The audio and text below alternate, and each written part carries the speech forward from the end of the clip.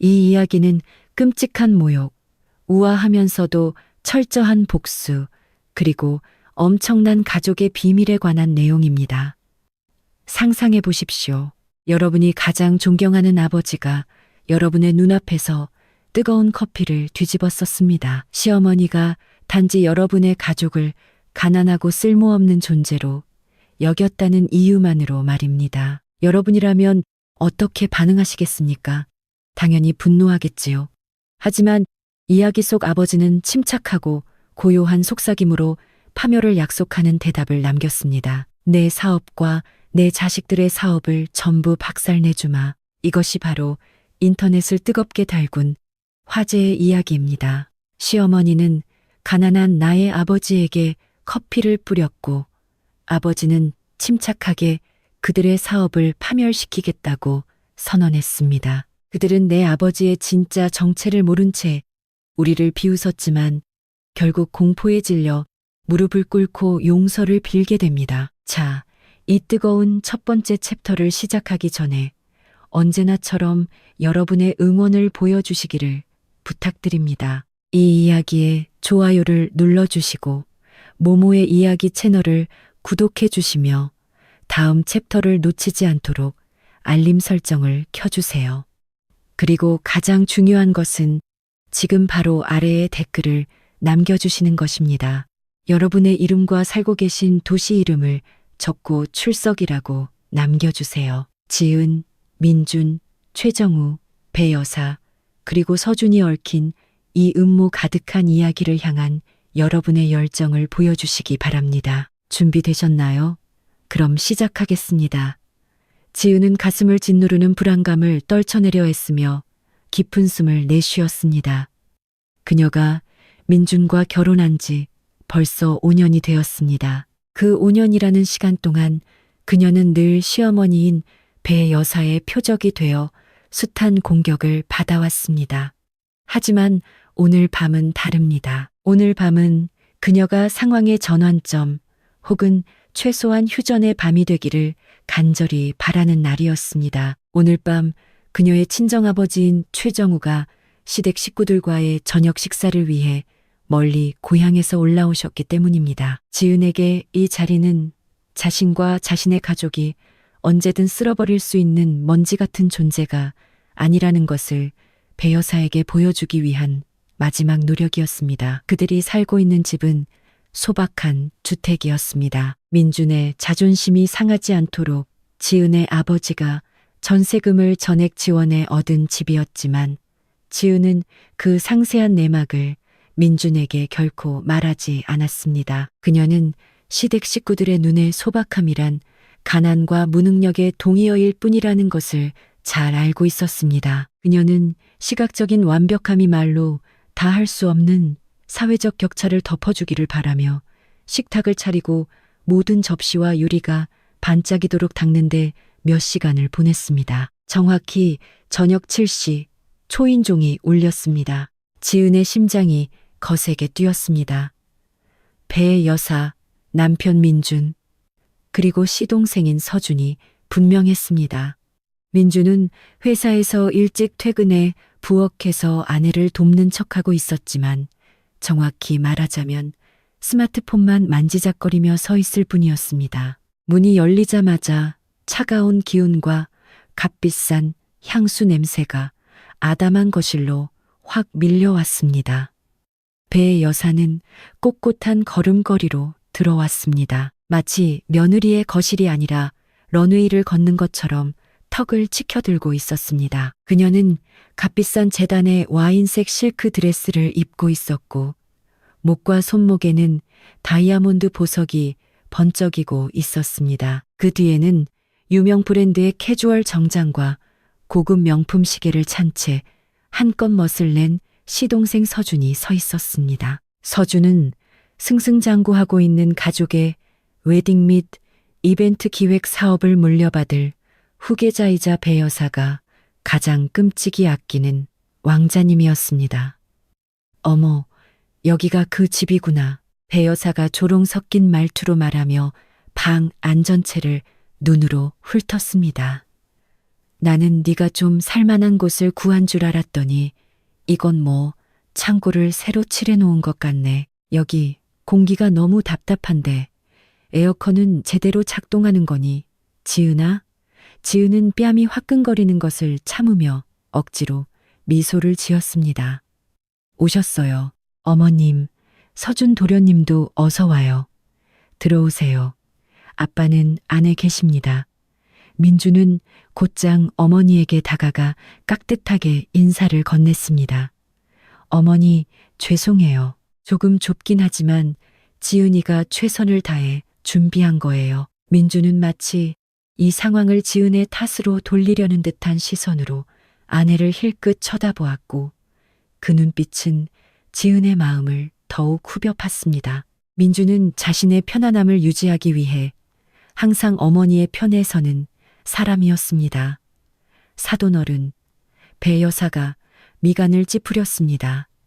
아, 그래, 그 사돈 총구석에서 오셨다고 들었는데 샤워는 하셨다니. 내 새 양탄자를 더럽히는 건 딱 질색인데 말이야.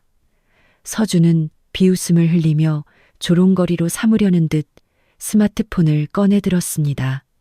걱정 마세요, 어머니. 냄새가 나면 그냥 기침하는 척하면 되잖아요. 바로 그때 거실 안쪽에서 최정우가 모습을 드러냈습니다.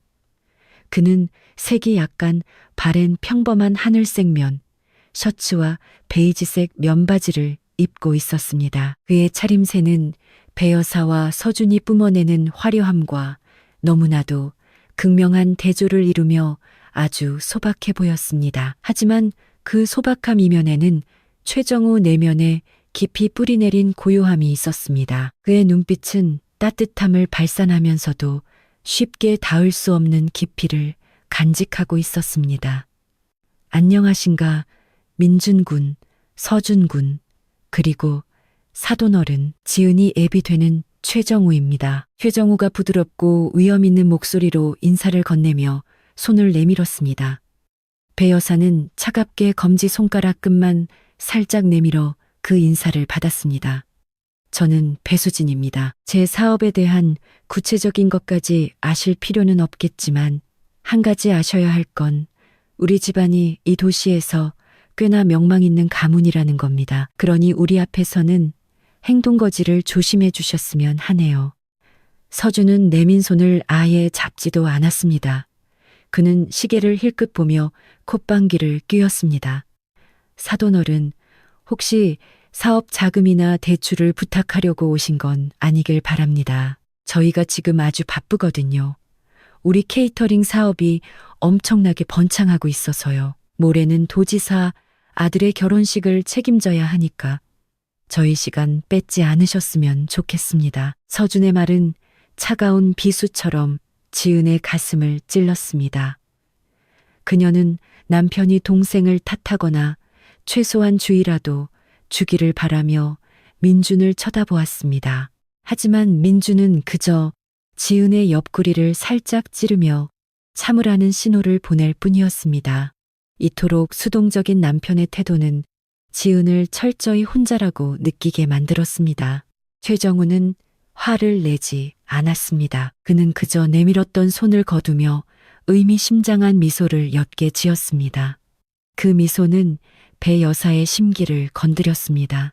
왜 웃으시는 거죠? 내 아들의 말이 웃기기라도 한가요? 배 여사가 따져 물었습니다. 웃기지 않습니다. 사돈어른, 그저 잠시 생각을 했을 뿐입니다. 우리가 말하는 바쁨의 정의가 꽤 다른 것 같아서 말입니다. 최정우가 차분하게 대답하자 배 여사는 더욱 짜증이 났습니다. 그들은 식탁에 앉았습니다. 배 여사는 모든 것에 불만을 표했습니다. 덜 화려한 식탁보, 이름 없는 수저, 지은이 차려낸 평범한 가정식까지 모두 그녀의 트집거리였습니다. 세상에, 지은아, 그냥 우리 회사에서 케이터링을 시키지 그랬니? 네, 요리는 너무 형편없구나. 민준이가 언제부터 이렇게 수준 낮은 음식을 먹었다고. 지은은 정말 울고 싶었지만 아버지는 눈빛으로 그녀에게 강해지라는 신호를 보냈습니다. 어머니, 이건 민준이가 제일 좋아하는 음식이고 제가 사랑을 담아 만든 거예요. 지은이 떨리는 목소리로 대답했습니다. 사랑이 청구서를 대신 내주지는 않는단다. 얘야, 사랑으로 자산을 살 수는 없어. 내 아버지를 보렴. 지금도 시장 통해서 물건 파는 상인 같지 않니? 그러니 사랑 타령은 그만하고 자산과 인맥에 대해 이야기하는 게 좋을 거다. 배 여사는 모욕을 멈추지 않았습니다. 대화가 이어지는 동안 배 여사와 서준은 자신들의 부와 인맥을 과시하기 바빴습니다. 그들은 최근의 투자, 자신들이 주관한 대형 행사, 그리고 매달 월급에 의존해 사는 사람들이 얼마나 수준이 낮은지에 대해 떠들었습니다. 민주는 가끔 맞장구를 치며 배 여사의 모든 말에 칭찬을 아끼지 않았습니다. 식탁 반대편에서 최정우는 묵묵히 경청하며 가끔 고개를 끄덕일 뿐이었습니다. 그는 조금도 자신을 과시하지 않았습니다. 배 여사가 직업에 관해 캐물으며 궁지로 몰아넣으려 할 때마다 최정우는 늘 모호하게 대답했습니다. 그저 뒤에서 몇 가지 일들을 처리하고 있습니다. 사돈어른, 대부분 보이지 않는 곳에서 일하죠. 그 대답은 오히려 배 여사와 서준이 그를 깎아내리도록 부추겼습니다. 뒤에서 일한다고요? 아, 알겠네요. 야간 교대하는 청소부나 공장 노동자 같은 거겠죠. 내세울 게 없으니 자랑도 안 하시는 거고요. 민준아, 내처는 분수도 모르고 삶의 기준도 모르는 집안 출신이 맞구나. 배 여사가 최정우를 향해 거칠게 손가락질하며 쏘아붙였습니다. 바로 이 순간 지은의 인내심이 한계에 다다랐습니다. 그녀는 자리에서 벌떡 일어났습니다. 양옆으로 쥔 두 주먹이 부들부들 떨렸습니다. 어머니, 그만하세요. 제 아버지십니다. 아버지를 그렇게 모욕하실 권리는 없어요. 민준이 지은의 팔을 잡아당겼습니다. 지은아, 앉아. 어머니, 화나시게 하지 마. 어머니가 선을 넘으신 거야. 지은이 쏘아붙이며 눈물이 차올랐습니다. 거의 울기 직전인 지은을 보며 배 여사는 승리감을 느꼈습니다. 그녀는 시니컬하게 웃으며 앞에 놓인 뜨거운 커피잔을 집어들었습니다. 그녀는 경멸이 가득한 눈으로 최정우를 바라보았습니다. 이것 좀 보세요. 가난한 최 선생님. 배 여사는 자리에서 일어나 최정우가 입고 있는 낡은 면 셔츠에 남은 뜨거운 커피를 확 부어버렸습니다. 짙은 갈색 액체가 즉시 스며들며 최정우의 가슴에 커다란 얼룩을 남겼습니다. 이게 내 눈에 비친 당신의 더러운 신분 수준을 보여주는 상징입니다. 당신이 우리와 같은 공간에 있을 자격이 없다는 뜻이기도 하죠. 당신은 그저 당신 딸이 주워온 쓰레기일 뿐이니까요. 배 여사는 쾅소리가 낙의 잔을 내려놓았습니다. 승리감에 도취된 그녀의 목소리가 높아졌습니다. 민주는 깜짝 놀랐지만 뒤로 한 걸음 물러설 뿐 어머니에게 맞설 엄두를 내지 못했습니다. 서준은 다시 스마트폰을 꺼내 그 모든 상황을 녹화하며 파한대소했습니다. 지은은 비명을 지르며 아버지에게 달려갔습니다. 아빠, 세상에 뜨겁지 않으세요? 어머니, 대체 왜 이러시는 거예요? 하지만 최정우는 꼿꼿이 서 있었습니다. 그는 잠시 눈을 감고 깊은 숨을 들이마신 뒤 다시 눈을 떴습니다. 방안을 가득 채우던 조롱과 웃음소리는 최정우의 눈빛이 급격히 변하는 것을 본 순간 일제히 멈췄습니다. 그가 지니고 있던 평온함은 사라지고 그 자리를 차갑고 치명적인 분노의 번뜩임이 채웠습니다. 항상 부드럽던 최정우의 얼굴이 차갑게 굳어졌습니다. 그는 냅킨을 집어들어 젖은 셔츠를 아주 침착하게 닦아냈습니다. 하지만 그의 움직임에는 말로 다 할 수 없는 위협이 서려 있었습니다. 최정우는 배 여사 앞으로 다가가 거리가 한 뼘도 채되지 않을 만큼 몸을 밀착했습니다. 그의 얼굴에 다시 미소가 번졌지만 이번에는 배 여사의 등골을 오싹하게 만드는 미소였습니다. 그는 몸을 기울여 그 누구도 들어본 적 없는 숨막히는 권위가 실린 아주 낮은 목소리로 속삭였습니다. 내 사업과 내 자식들의 사업을 전부 박살내주마. 그 위협은 감정의 동요 없이 너무나도 차분하게 뱉어졌기에 도리어 소름 끼치도록 무서웠습니다. 배 여사는 처음엔 흠칫 놀랐지만 이내 평정심을 되찾고 다시 코웃음을 치며 폭소를 터뜨렸습니다. 박살을 내요? 하하하. 당신이 누군지 착각이라도 하시나 보죠. 강원도 산골의 억만장자라도 되나요? 꿈 깨세요. 내가 방금 커피를 부어버린 그 낡아빠진 셔츠 말고는 가진 것도 없는 주제에 민준아, 들었니? 이 가난한 노인네가 우리를 위협하는구나. 다 같이 비웃어주자꾸나. 서준과 민준도 배 여사를 따라 크게 웃기 시작했습니다. 그들은 최정우의 위협을 상처받은 패배자의 허세일 뿐이라고 치부했습니다. 그들의 웃음소리가 이제는 너무나도 좁고 덥게 느껴지는 것이를 가득 채웠습니다. 지은은 자신을 비웃는 남편과 시댁 식구들 그리고 다시 무표정으로 돌아간 아버지 사이에 서 있었습니다. 분노와 실망의 눈물이 지은의 뺨을 적셨습니다. 그녀는 모욕감을 느꼈고 자신의 아버지가 눈앞에서 처참하게 짓밟리는 것을 보았습니다. 이 결혼은 더 이상 아무런 의미가 없다고 느꼈습니다. 아빠, 우리 지금 당장 가요. 지은이 아버지의 팔을 이끌며 말했습니다. 기다려라, 얘야. 가기 전에 해야 할 일이 하나 더 있단다. 최정우가 대답했습니다. 그의 시선은 다시 배 여사를 향했습니다. 그는 젖은 셔츠 주머니를 뒤져 무언가를 꺼내 식탁 위에 올려놓았습니다. 미니멀한 디자인의 명함이었습니다. 중앙에는 최정우라는 이름만 적혀 있었고 아래쪽 구석에는 아주 우아하게 새겨진 작은 로고가 있었습니다. 배 여사와 서준은 로고의 디테일에는 신경 쓰지 않은 채 최정우라는 이름만 보고 다시 웃음을 터뜨렸습니다. 명함이요? 이게 농담이라고 생각하시나 보죠. 여기 뭐라고 적힌 건가요? 강원도 최고 부자 국밥집 사장 최정우, 서준이 비아냥거렸습니다. 그 명함 잘 간직해 두십시오. 배수진 씨, 며칠 안에 그곳에 적힌 이름이 아주 간절하게 그리워질 테니까요. 최정우가 말했습니다. 그는 지은을 돌아보며 말했습니다. 가자꾸나. 이제 그들에게 명예의 진짜 의미를 보여줄 때가 되었다.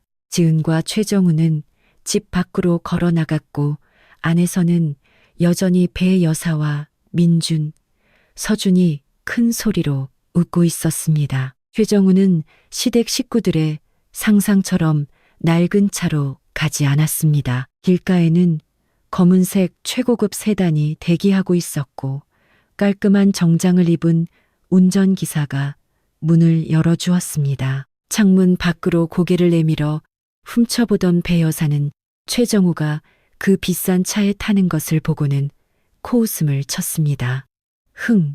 기껏해야 고급 모범 택시겠지.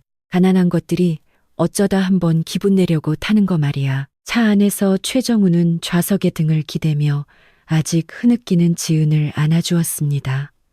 진정하렴, 내 딸아. 그들은 내가 누군지 모른단다. 자신들이 누구를 건드렸는지도 모르지. 오늘 밤 그들의 웃음이 우리 명예 위에서 비웃는 마지막 웃음이 될 거라는 건 꿈에도 모를 거다. 최정우는 스마트폰을 꺼냈습니다. 그는 화면을 잠시 응시하다가 아까 식탁에 올려두었던 명함에 적힌 번호와 같은 번호로 전화를 걸었습니다.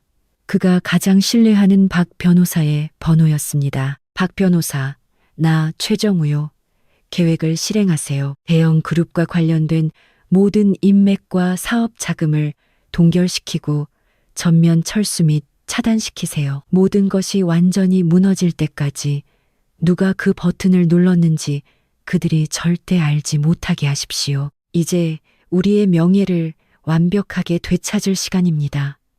그 지시는 너무나도 차갑고 단호한 목소리로 내려졌기에 듣고 있던 지은조차 소름이 돋을 정도였습니다. 그날 밤 분노와 모욕 속에서 배 여사와 민준, 서준은 자신들이 방금 잠자는 호랑이의 코털을 건드렸다는 사실을 전혀 알지 못했습니다. 그들이 모욕한 사람은 단순한 청소부가 아니라 대형 그룹의 사업에 자금을 대주고 보이지 않는 혈관 역할을 해온 거대한 지주, 회사 태산그룹의 설립자이자 거물급 회장이었습니다. 우아하고도 파괴적인 복수의 수레바퀴가 공식적으로 굴러가기 시작했습니다. 배 여사와 그녀의 아들들이 거짓된 승리의 웃음 속에 깊은 잠에 빠져 있는 동안 지은의 아버지와 박 변호사는 고요함 속에서 그들의 모든 오만함을 휩쓸어버릴 재정적 폭풍을 준비하고 있었습니다. 지은은 아버지를 바라보며 두려움과 자부심이 뒤섞인 감정을 느꼈습니다. 그녀는 오늘 밤 이후로 자신과 민준의 삶이 결코 예전과 같지 않을 것임을 직감했습니다. 그녀는 아버지의 소박함 뒤에 숨겨진 끔찍한 진실과 시어머니의 오만함이 맞붙는 전쟁의 최전선에 서게 되었습니다. 다음 날 아침, 배 여사의 고급스러운 저택의 감도는 평화는 너무나도 거짓되어 보였습니다. 배 여사는 만족스러운 미소를 지으며 모닝커피를 홀짝이고 있었습니다. 어젯밤 모욕당한 최정우의 얼굴이 아직도 눈앞에 아른거렸습니다. 그녀는 민준과 서준에게 커피를 뿌린 장면을 다시 묘사하며 마치 그것이 세상에서 가장 웃긴 농담인 것처럼 크게 웃어댔습니다. 그들은 내 사업을 박살내겠다는 위협이 그저 홧김에 내뱉은 헛소리라고 굳게 믿었습니다. 민준아, 넌 내 장인을 좀 본받아야 해. 그렇게 가난한데도 우리 앞에서 분노를 참으며 신사적인 척을 하다니 말이야. 배 여사가 실크 냅킨으로 입술을 닦으며 비꼬았습니다. 이제 그 양반도 자기 주제를 알았을 테지. 다신 우리 근처에 얼씬도 못할 거다. 너랑 서준이 사업을 방해하는 건 더더욱 불가능하고. 민주는 고개를 끄덕였습니다. 아내와 장인어른 사이의 문제가 어머니가 기뻐하는 방식으로 해결된 것 같아 안도감을 느꼈습니다. 그는 지은이 어떤 심정일지, 최정우의 차가운 위협 뒤에 숨겨진 진실이 무엇인지 전혀 생각하지 않았습니다. 그에게 최우선 순위는 어머니의 인정과 자신의 편안함이었습니다. 같은 시각 도시에서 가장 높은 마천루에 위치한 본사 건물에서 최정우는 최고 경영자 의자에 앉아 있었습니다. 그의 앞에는 그의 오른팔이자 가장 신뢰하는 박 변호사가 산더미처럼 쌓인 서류를 검토하고 있었습니다. 최정우는 방금 전 모욕당한 사람처럼 보이지 않았습니다. 그의 권위적인 오라는 방 전체를 가득 채울 만큼 강력했습니다. 회장님, 정말 확신하십니까? 대형 그룹에 엄청난 타격이 될 것입니다. 우리는 그들의 3가지 핵심 사업 부문을 지원하는 최대 후원자 아닙니까? 박 변호사가 조심스럽게 물었습니다. 확신하네, 박 변호사. 아주 확신해. 최정우가 단호한 목소리로 대답했습니다. 그들은 소박함을 약점으로 착각했지. 그들은 내 자존심을 건드렸고 무엇보다 내 딸의 자존심을 짓밟았어. 그들이 치러야 할 대가는 바로 그들의 오만함 그 자체일세. 최정우는 박 변호사가 어젯밤부터 준비한 계획의 세부 사항을 설명했습니다. 첫째, 일방적인 계약 해지. 단순한 케이터링 계약뿐만 아니라 배 여사가 모르는 사이 최정우의 자회사가 통제하고 있던 모든 물류 및 원자재 공급 계약을 끊어버리는 것이었습니다. 둘째, 최정우와 협력 관계에 있는 은행들이 대형 그룹의 주요 운전 자금으로 제공했던 저금리 대출을 갑작스럽게 전면 회수하는 것이었습니다. 셋째, 담보로 잡혀 있던 주요 자산의 동결. 사실 그 자산들은 법적 하자가 있었고 이제 최정우의 법무팀의 엄격한 감시 아래 놓이게 되었습니다. 그들이 파멸이라는 것이 어떤 의미인지 뼈저리게 느끼게 해주고 싶네. 최정우가 말했습니다. 단 한 푼의 지원도 없이 맨몸으로 서 있는 기분이 어떤지 알게 해주고 싶군. 박 변호사, 오늘 오후부터 동시다발적으로 진행하게. 박 변호사는 보스의 평정심과 결단력에 감탄하며 고개를 끄덕였습니다. 알겠습니다, 회장님. 그들이 아무것도 할 수 없게 만들겠습니다. 모든 팀이 대기 중입니다. 오후 무렵 대형그룹 사무실에서 서준은 작은 승리를 자축하고 있었습니다. 그는 방금 주요 경쟁사 중 하나가 큰 문제에 빠졌다는 소식을 들은 참이었습니다. 그는 자신의 사업이 무적이라고 느끼며 환호했습니다. 그때 갑자기 전화벨이 울렸습니다. 모레 도지사 아들의 성대한 결혼식을 주최할 그들의 최대 고객이 대표였습니다. 수화기 너머의 목소리를 듣자마자 서준의 얼굴은 새하얗게 질렸습니다. 네, 이 대표님, 지금 와서 계약을 파기하시면 어떡합니까? 저희는 모든 준비를 다 마쳤단 말입니다. 서준이 당황하여 소리쳤습니다. 미안하지만 서준군, 이건 단순한 파기가 아니네. 우리 지주회사의 명령일세. 대형 그룹과의 모든 협력을 끊으라고 하더군. 아주 심각한 기업 윤리 문제가 있다고 들었네. 이 대표의 목소리는 딱딱하고 차가웠습니다. 기업 윤리 문제요? 무슨 말씀이십니까? 지주회사가 어디인데요?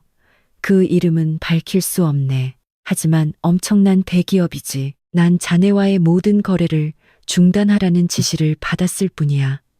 이 대표는 단호하게 전화를 끊었습니다. 서준은 그 자리에 얼어붙었고 스마트폰이 손에서 미끄러져 떨어졌습니다. 이 계약 파기로 인한 손실만 수십억 원에 달했고 물어야 할 위약금도 어마어마했습니다. 그가 미처 정신을 차리기도 전에 주요 원자재 공급업체에서도 전화가 걸려왔습니다. 서준 대표님, 저희가 모든 배송을 보류해야 할 것 같습니다. 자금 조달에 문제가 생겨서요. 공급업체 담당자가 말했습니다. 자금 조달이요? 당신들 대기업이잖아요. 무슨 문제가 생겼다는 겁니까? 서준이 몸을 떨며 물었습니다. 죄송합니다. 방금 본사에서 신용기록이 깨끗하지 않은 고객에 대한 모든 공급을 중단하라는 지시가 내려왔습니다. 그 순간 서준은 무언가 이상하다는 것을 깨달았습니다. 두 개의 거대한 회사가 동시에 협력과 공급을 취소했습니다. 이 회사들은 하루아침에 흔들릴 수 없는 매우 안정적인 기업들이었습니다. 서준의 머릿속에 어젯밤 최정우가 남긴 서늘한 위협이 스쳐 지나갔습니다. 그는 이 가난한 노인네가 이렇게 큰 힘을 가졌을 리 없다고 스스로를 다독이며 다시 애써 웃어 보였습니다. 말도 안 돼. 그냥 우연일 뿐이야. 그가 스스로에게 소리쳤습니다. 서준의 사무실에 큰 혼란이 벌어지는 동안 배 여사 역시 자신의 집무실에서 비슷한 패닉에 빠져 있었습니다. 누군가 문을 거칠게 두드렸습니다. 사모님, 제1은행과 한일은행에서 공문이 왔습니다. 직원이 소리쳤습니다. 배 여사는 서둘러 봉투를 뜯었습니다. 편지 내용은 그녀를 기절할 지경으로 만들었습니다. 그동안 낮은 이자와 장기 상환 조건으로 대출을 제공하던 두 은행이 동시에 48시간 이내에 모든 부채를 전액 상환하라고 요구하고 있었습니다. 말도 안 돼.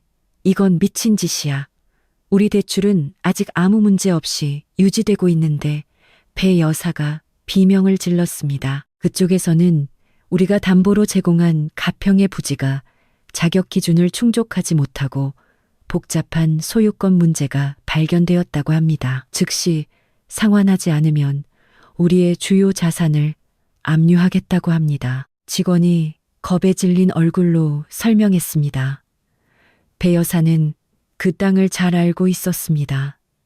그것은 대형 그룹의 가장 큰 자산 중 하나였습니다. 지금까지 그녀는 얼굴도 본 적 없는 비즈니스 파트너가 연결해준 강력한 인맥 덕분에 그 대출을 유지해 올 수 있었습니다. 중개인은 항상 이 대출이 안전하다고 장담했었습니다. 극도에 달한 공포 속에서 배 여사는 중소형 부동산 개발 회사를 운영 중인 민준에게 전화를 걸었습니다.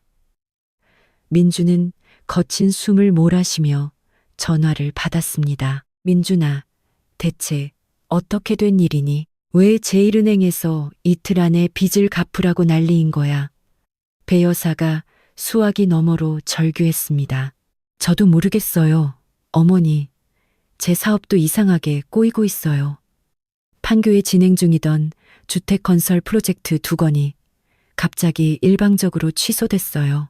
핵심 투자자가 갑자기 자금을 뺐다면서 우리 회사 평판에 문제가 있다고 하더라고요.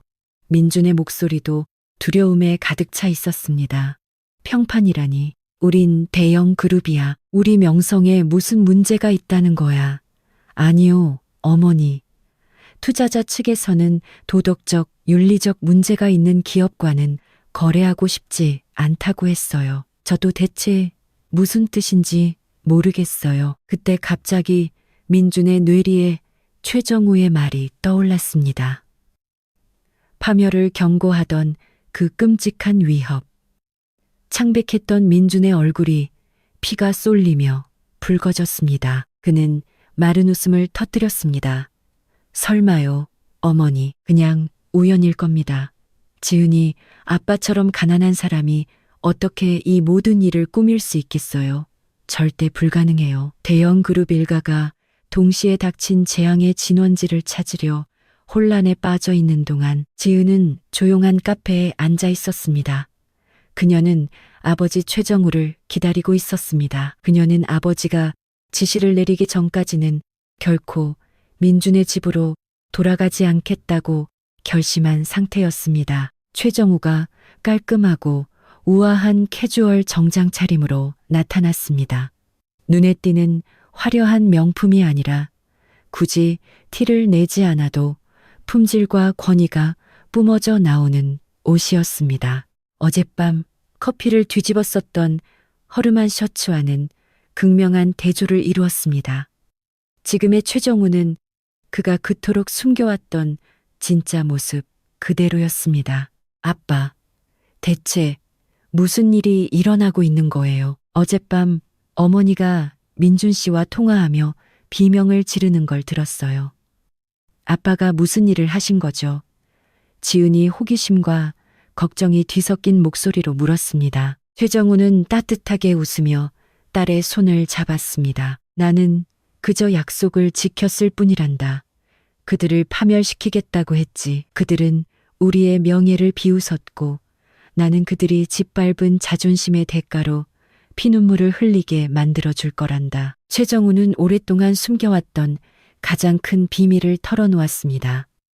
대형 그룹이 완전히 독립적인 회사가 아니라는 사실이었습니다. 몇 년 전 재정 위기 때 배 여사는 남편의 오랜 친구에게 도움을 호소한 적이 있었습니다. 그런데 이미 고인이 된 그 친구는 사실 최정우가 커리어를 시작할 무렵의 동료이자 부하였습니다. 당시 최정우는 대형 그룹을 완전한 파산에서 구해주었습니다.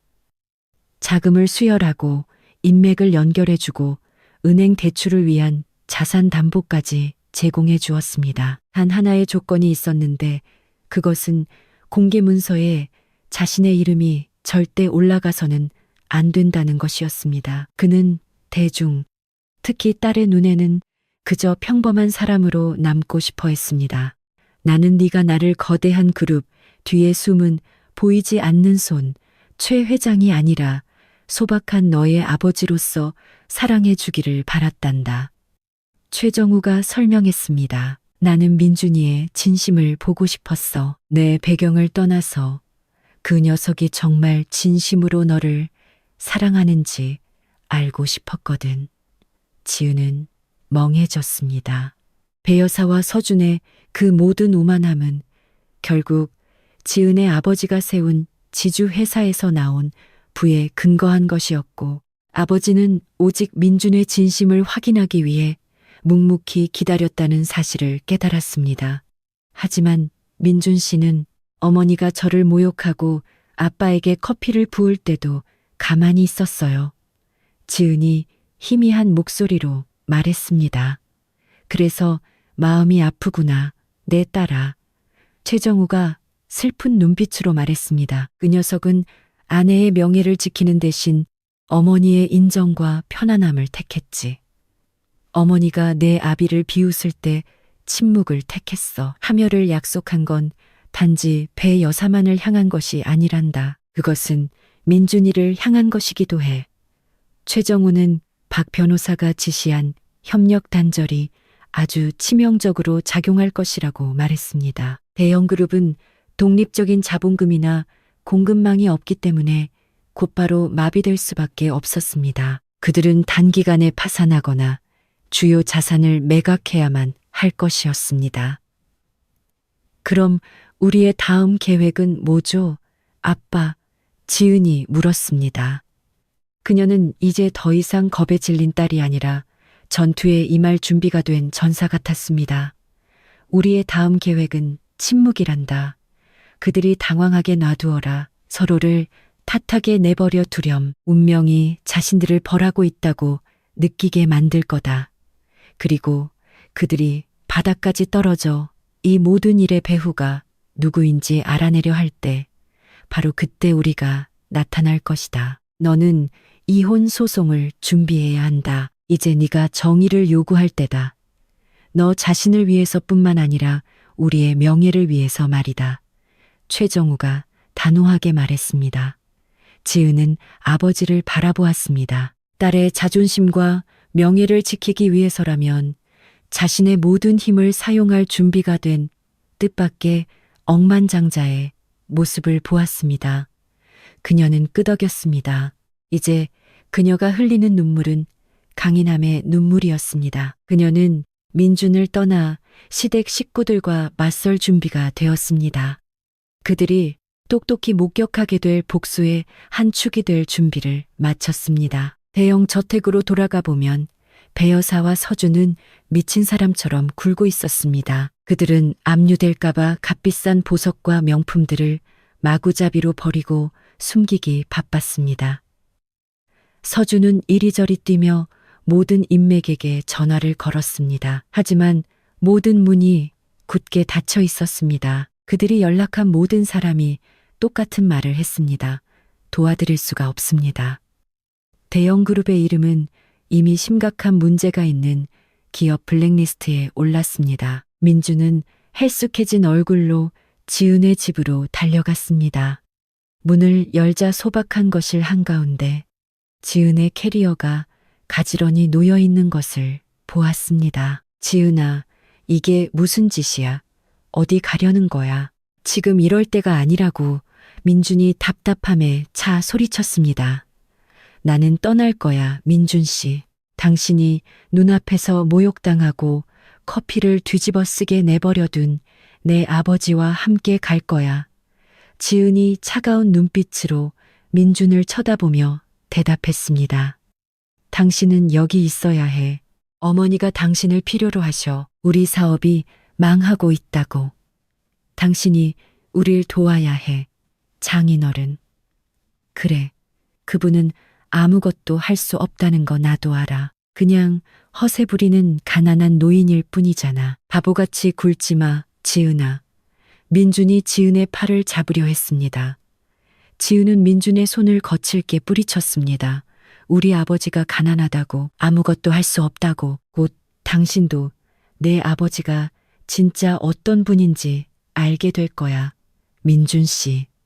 그리고 그 사실을 알게 되면 감히 그 위협을 비웃었던 걸 뼈저리게 후회하게 될 거야. 이게 바로 우리 명예를 더럽힌 커피 한 잔에 대가야. 민주는 지은의 낯선 모습에 충격을 받았습니다. 꼿꼿하게 선 지은은 그동안 숨겨왔던 당당함을 뿜어내고 있었습니다. 하지만 민주는 여전히 믿지 않았습니다. 그는 지은이 그저 동정심을 유발하려 한다고 생각했습니다. 내가 후회할 일은 없어. 날 겁주려 하지 마. 지은아, 넌 그저 자본금 하나 없는 평범한 인테리어 디자이너일 뿐이잖아. 민준이 불신과 분노가 가득한 눈으로 소리쳤습니다. 지은은 캐리어를 집어들고 밖으로 걸음을 옮겼습니다. 그녀는 민준을 향해 마지막으로 돌아보았습니다.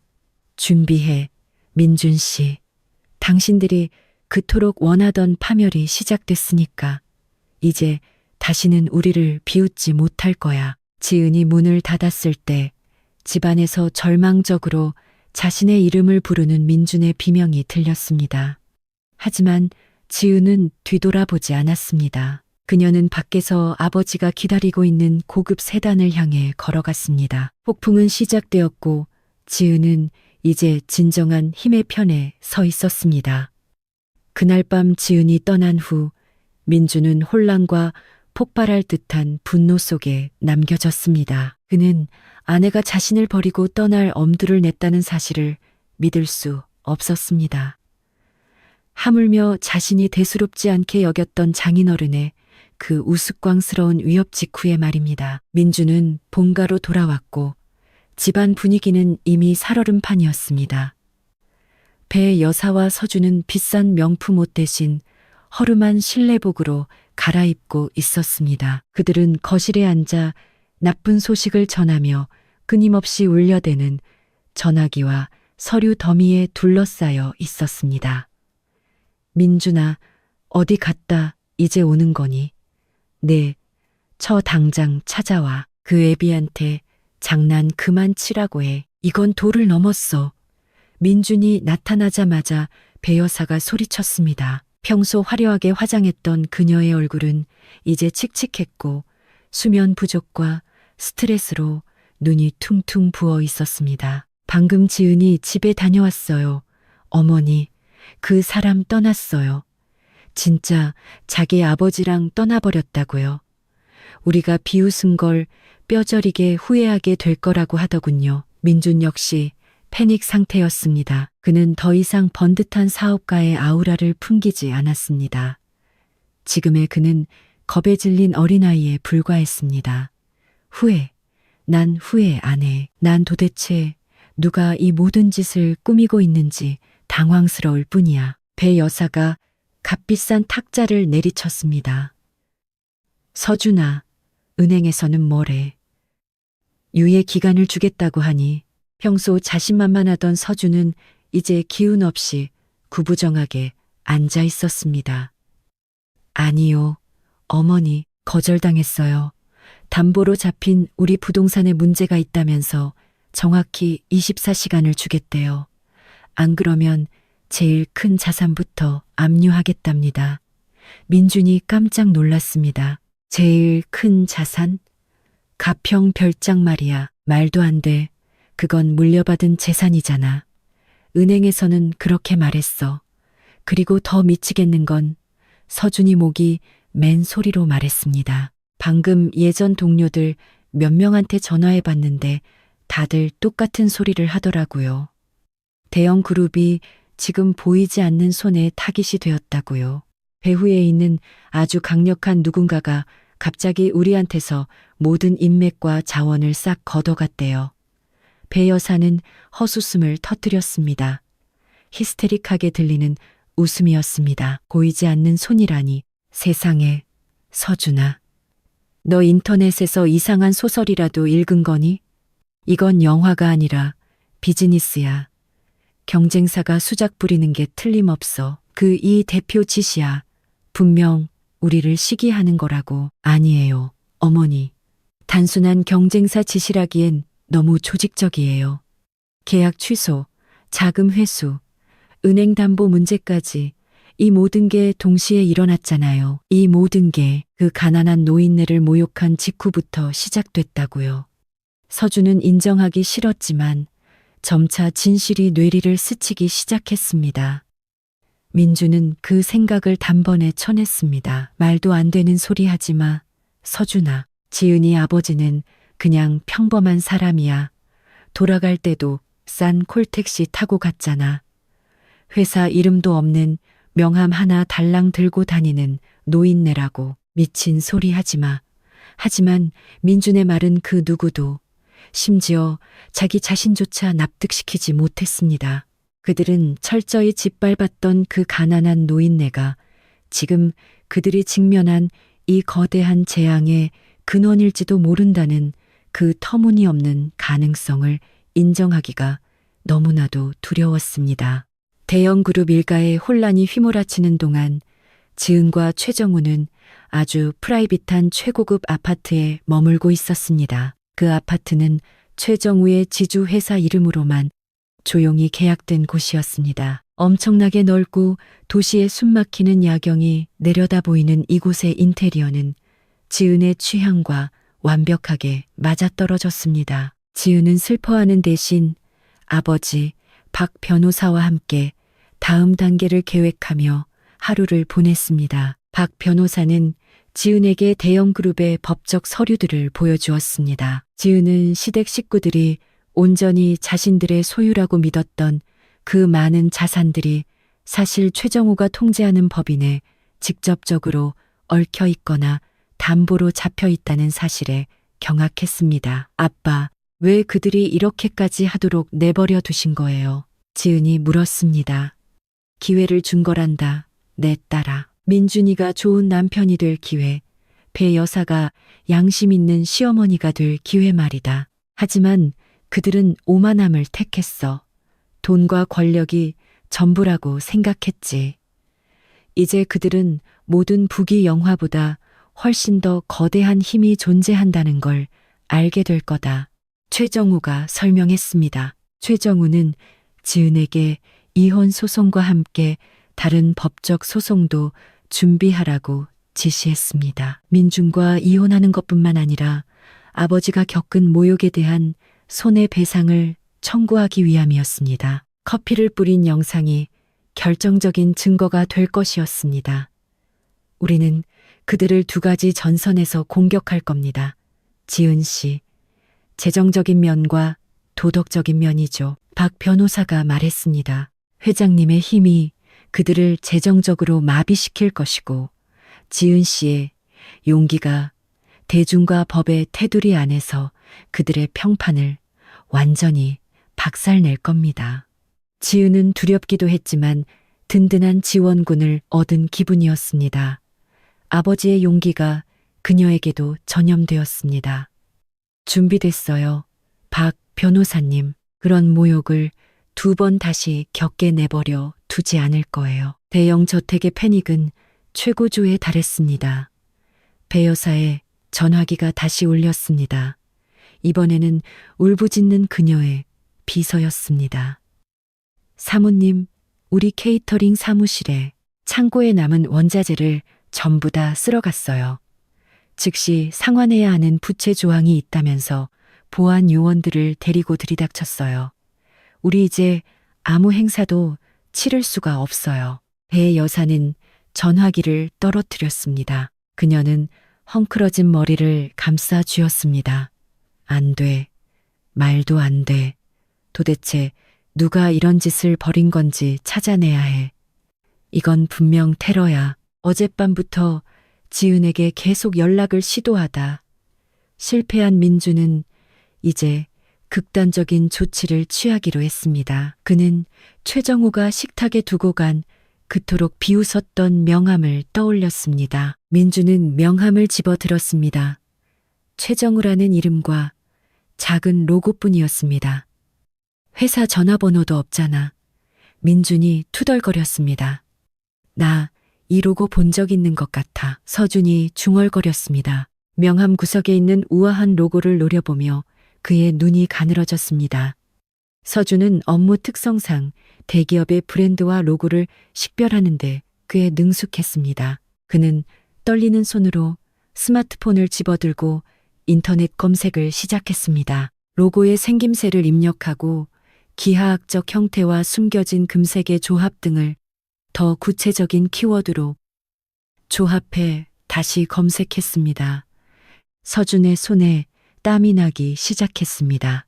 몇 초 후 서준의 얼굴은 마치 살아있는 시체처럼 잿빛으로 변했습니다. 민준과 배 여사가 의아한 표정으로 서준을 쳐다보았습니다. 서준아, 왜 그래? 말해봐. 배 여사가 다그쳤습니다. 서준은 천천히 고개를 들었습니다. 공포에 질린 목소리는 거의 속삭임에 가까웠습니다. 어머니, 형, 이 로고는 태산그룹의 문양이에요. 정적이 흘렀습니다. 태산그룹, 대중 앞에 나서지는 않지만 물류, 은행, 부동산 분야에 수십 개 다국적 기업을 배후에서 조종하는 것으로 알려진 거대 지주회사의 이름이 방안을 울렸습니다. 그들의 자금력은 감히 측정할 수조차 없었습니다. 그들은 진정한 의미에 보이지 않는 손이었습니다. 배 여사가 다시 헛웃음을 쳤습니다. 이번에는 정말로 공허한 웃음이었습니다. 태산그룹, 농담 아니, 서준아. 그 회사는 자산 가치가 이 도시 전체보다 큰 곳이야. 지은이, 애비가 그럴 리가. 그 노인은 그냥 태산의 설립자이자 소유주라고요, 어머니. 서준이 말을 자르며 눈물을 흘리기 시작했습니다. 3년 전에 우리가 비공개 비즈니스 포럼에 참석했을 때 태산의 역사에 대한 프레젠테이션 영상을 본 기억이 나요. 설립자가 항상 신분을 숨기고 공식 문서에는 가명을 쓴다고 했어요. 그리고 그의 진짜 이름이 바로 최정우라고요. 우리가 모욕한 그 노인네가 아시아에서 가장 베일에 쌓인 거물이라고요.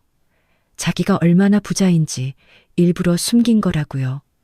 민주는 소파에 털썩 주저앉았습니다. 온몸이 사시나무 떨리듯 떨렸습니다. 그 모든 조롱, 그 모든 웃음, 낡은 셔츠와 가난한 가족을 향한 모든 모욕이 이제 그들의 이성을 박살내는 거대한 쇠망치가 되어 돌아왔습니다. 그들은 그저 부자를 모욕한 것이 아니었습니다. 기술적으로 따지자면 그들이 가진 자산 대부분의 진짜 주인을 모욕한 것이었습니다. 그 고급 모범 택시, 그거 위장한 회장님 전용차였어요. 어머니, 우리가 의심하지 못하도록 일부러 평범한 사람인 척한 거라고요. 형의 진심을 시험하려고. 서준이 어린아이처럼 울부짖었습니다. 배 여사는 비틀거리며 자리에서 일어났습니다. 안 돼, 말도 안 돼. 우리 모든 자산, 우리의 모든 부, 그걸 평생 뒤에서 받쳐준 사람이 그 사람이었다니. 민주는 장인어른의 경고를 떠올렸습니다. 내 사업과 내 자식들의 사업을 전부 박살내주마. 그 위협은 이제 더 이상 우스운 농담이 아니었습니다. 그것은 재정적 사형 선고였습니다. 민주는 떨리는 손으로 스마트폰을 집어들어 다시 지은의 번호로 전화를 걸었지만 번호는 이미 없는 번호로 나왔습니다. 한편 고급 아파트에서 최정우는 박 변호사로부터 보고를 받고 있었습니다. 모든 것이 순조롭게 진행되고 있습니다. 회장님, 대형 그룹은 완전히 마비되었습니다. 그들도 이제 회장님이 누구인지 알게 되었습니다. 서준은 이성을 잃었고 배 여사는 가벼운 공황 발작을 일으켰습니다. 박 변호사가 보고했습니다. 잘했네, 박 변호사. 최정우가 찻잔을 홀짝이며 대답했습니다. 이제 그들에게 24시간을 주게. 그들이 공포와 후회 속에 진흙탕을 뒹굴게 놔두게나. 그 후에 공식 초청장을 보내지. 무슨 초청장 말씀이십니까? 회장님, 무릎을 꿇으라는 초청장이지. 최정우가 입가에 옅은 미소를 띠며 대답했습니다. 그리고 그 초청장과 함께 지은이의 이혼 소장도 보내게. 민준이가 단순히 재산뿐만 아니라 명예를 지키지 못해 아내까지 모두 잃었다는 사실을 뼈저리게 느끼게 말이야. 대화를 듣고 있던 지은은 길게 숨을 내쉬었습니다. 그녀는 이제 더 이상 두렵지 않았습니다. 오히려 후련했습니다. 아버지의 힘이 그녀에게 자유를 주었습니다. 그날 밤 배의 여사, 민준, 서준은 한숨도 자지 못했습니다.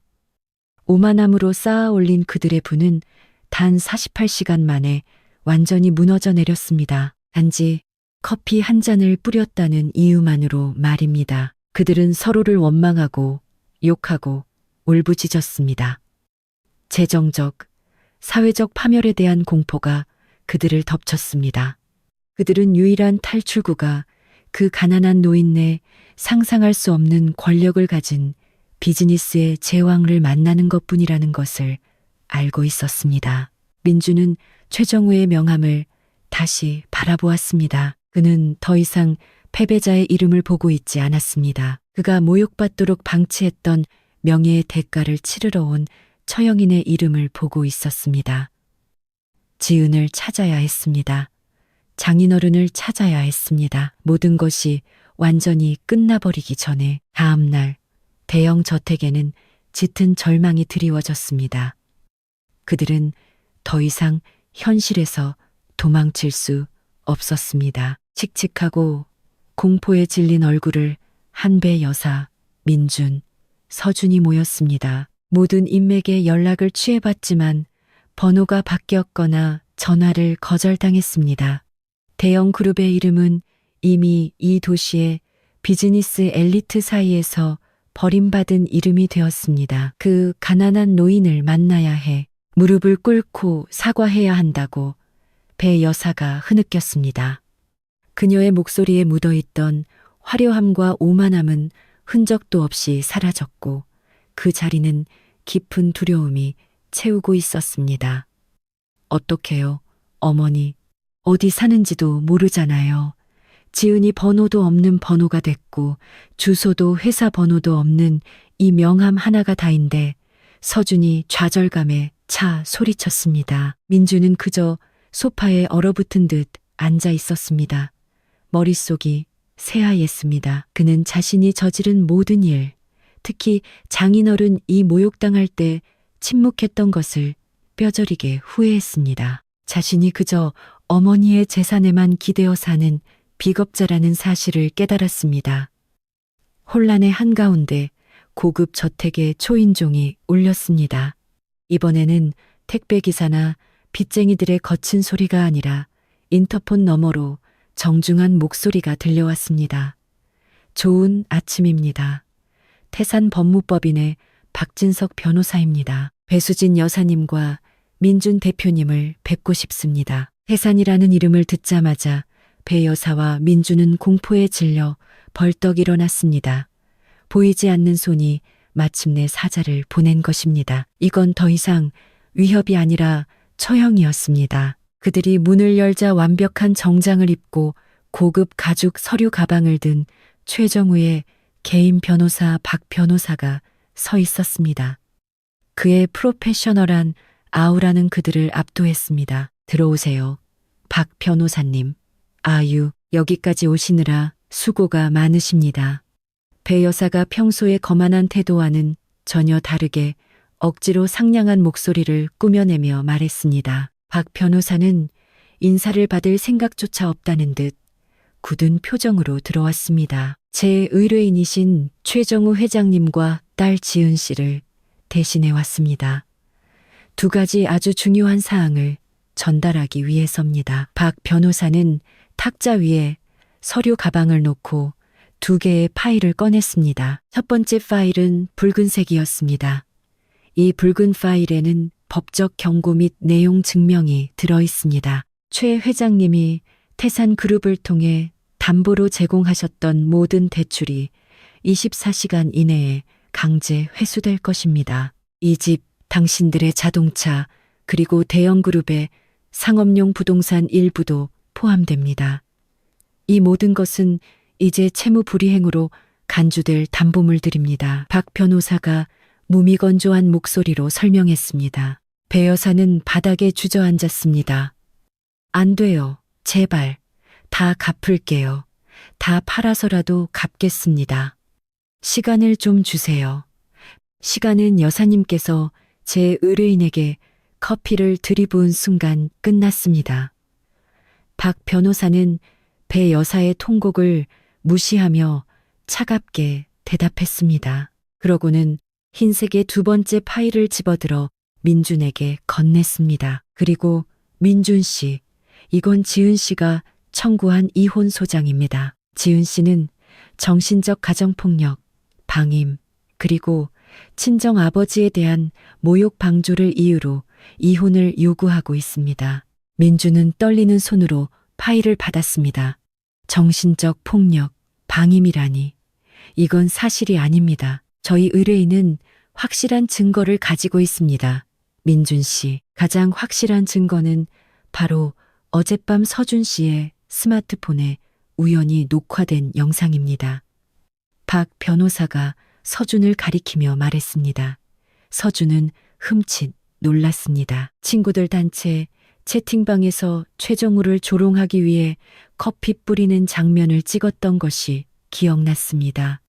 그 녹화본이 자신들을 찌르는 부메랑이 될 줄은 꿈에도 몰랐습니다. 그 영상에는 배 여사님이 뜨거운 액체를 붓는 신체적 폭력을 가하고 당신과 서준 씨가 비웃고 조롱하며 동조하는 모습이 적나라하게 담겨 있습니다. 법정에서 아주 강력한 증거가 될 겁니다. 민준 씨는 재산과 사업을 잃을 뿐만 아니라 부유한 대형 그룹 일가가 가난해 보이는 사람을 어떻게 취급하는지 대중에게 낱낱이 공개되어 평판까지 산산조각 날 것입니다. 박 변호사가 민준을 꿰뚫어 보듯 쏘아붙였습니다.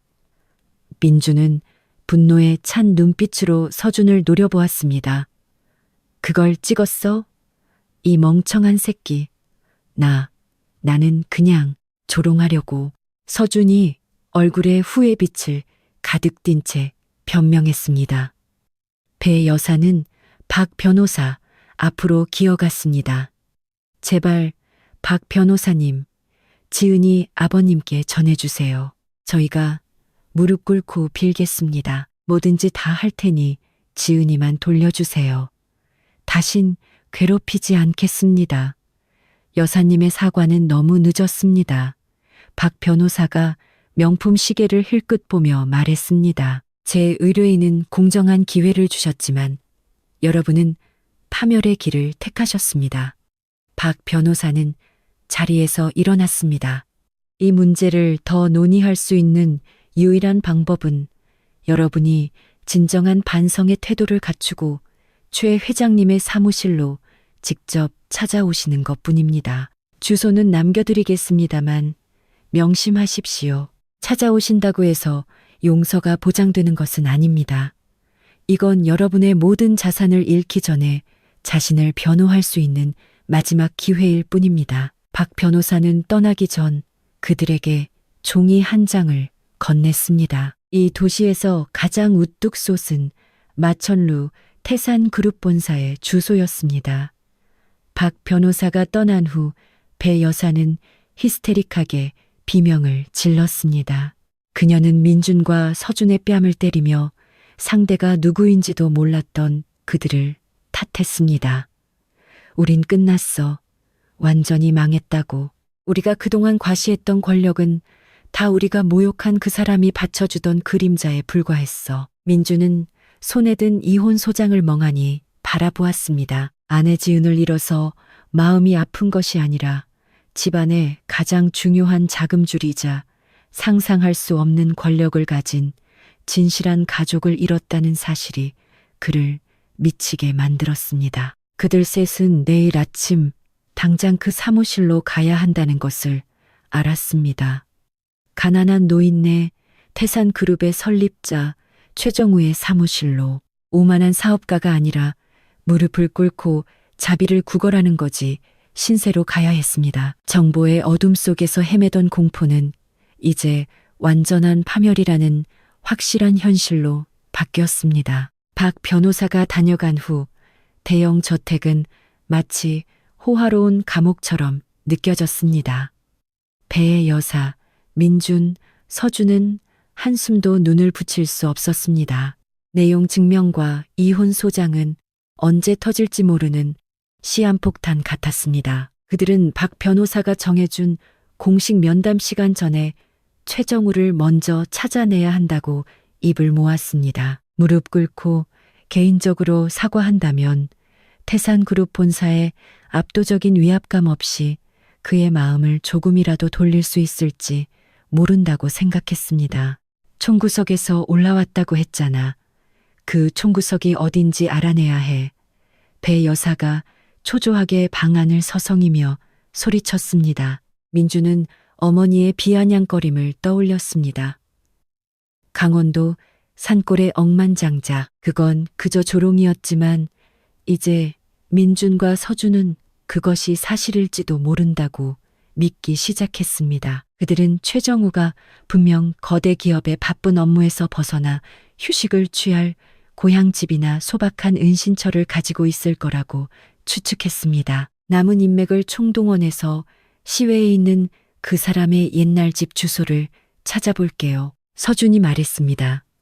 그의 남아있던 오만함은 공포에 의해 완전히 깎여 나갔습니다. 아마 고향에 대한 감상적인 애착이 남아있을지도 몰라요.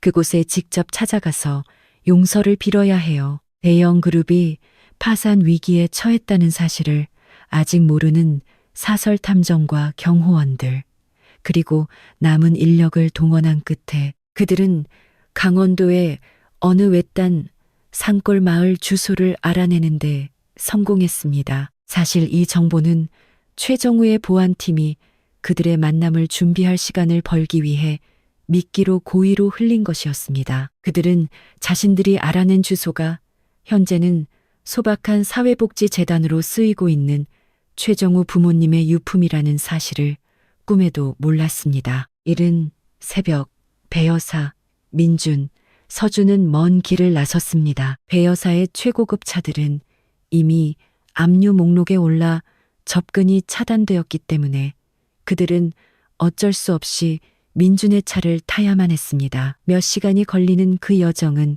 고문과도 같았습니다. 평소 전용기나 슈퍼카를 타던 그들이 이제는 도로의 열기와 끔찍한 교통체증을 고스란히 겪어야 했습니다.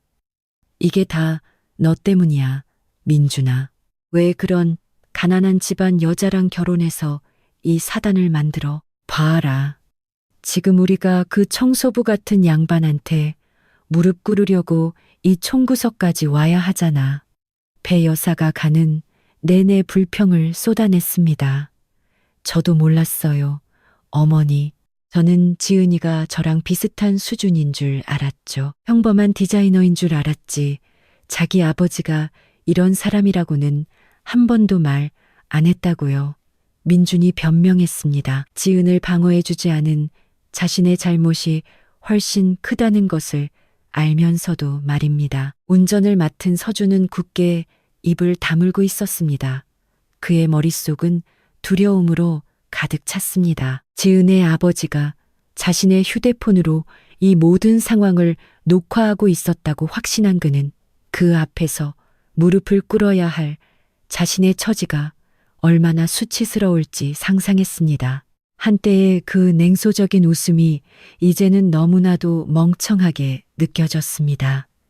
지칠 대로 지친 여정 끝에 그들은 마침내 찾던 주소지에 도착했습니다. 배 여사의 상상과는 달리 대나무 울타리에 둘러싸인 낡고 소박한 목조 주택이었습니다. 집 앞에는 아버지의 사랑 사회복지재단이라고 적힌 작은 팻말이 서 있었습니다. 이게 그 거물 회장의 비밀본부라고? 배 여사가 믿을 수 없다는 듯 중얼거렸습니다. 민준아, 주소 잘못한 거 확실해? 저도 잘 모르겠어요, 어머니. 하지만 탐정이 준 주소는 여기가 맞습니다. 민준이 의구심을 품으며 대답했습니다. 그들은 차에서 내렸습니다. 평소 하이힐을 신고 당당하게 걷던 배 여사는 흙길을 걷느라 애를 먹고 있었습니다. 대도시의 화려함을 대변하던 세 사람은 이 평화로운 시골 마을의 풍경 속에서 너무나도 이질적이고 비참해 보였습니다. 인상 좋은 중년 여성이 집에서 나왔습니다. 어머, 어서 오세요. 무엇을 도와드릴까요? 저희는 최정우 회장님을 뵈러 왔습니다. 혹시 안에 계신가요?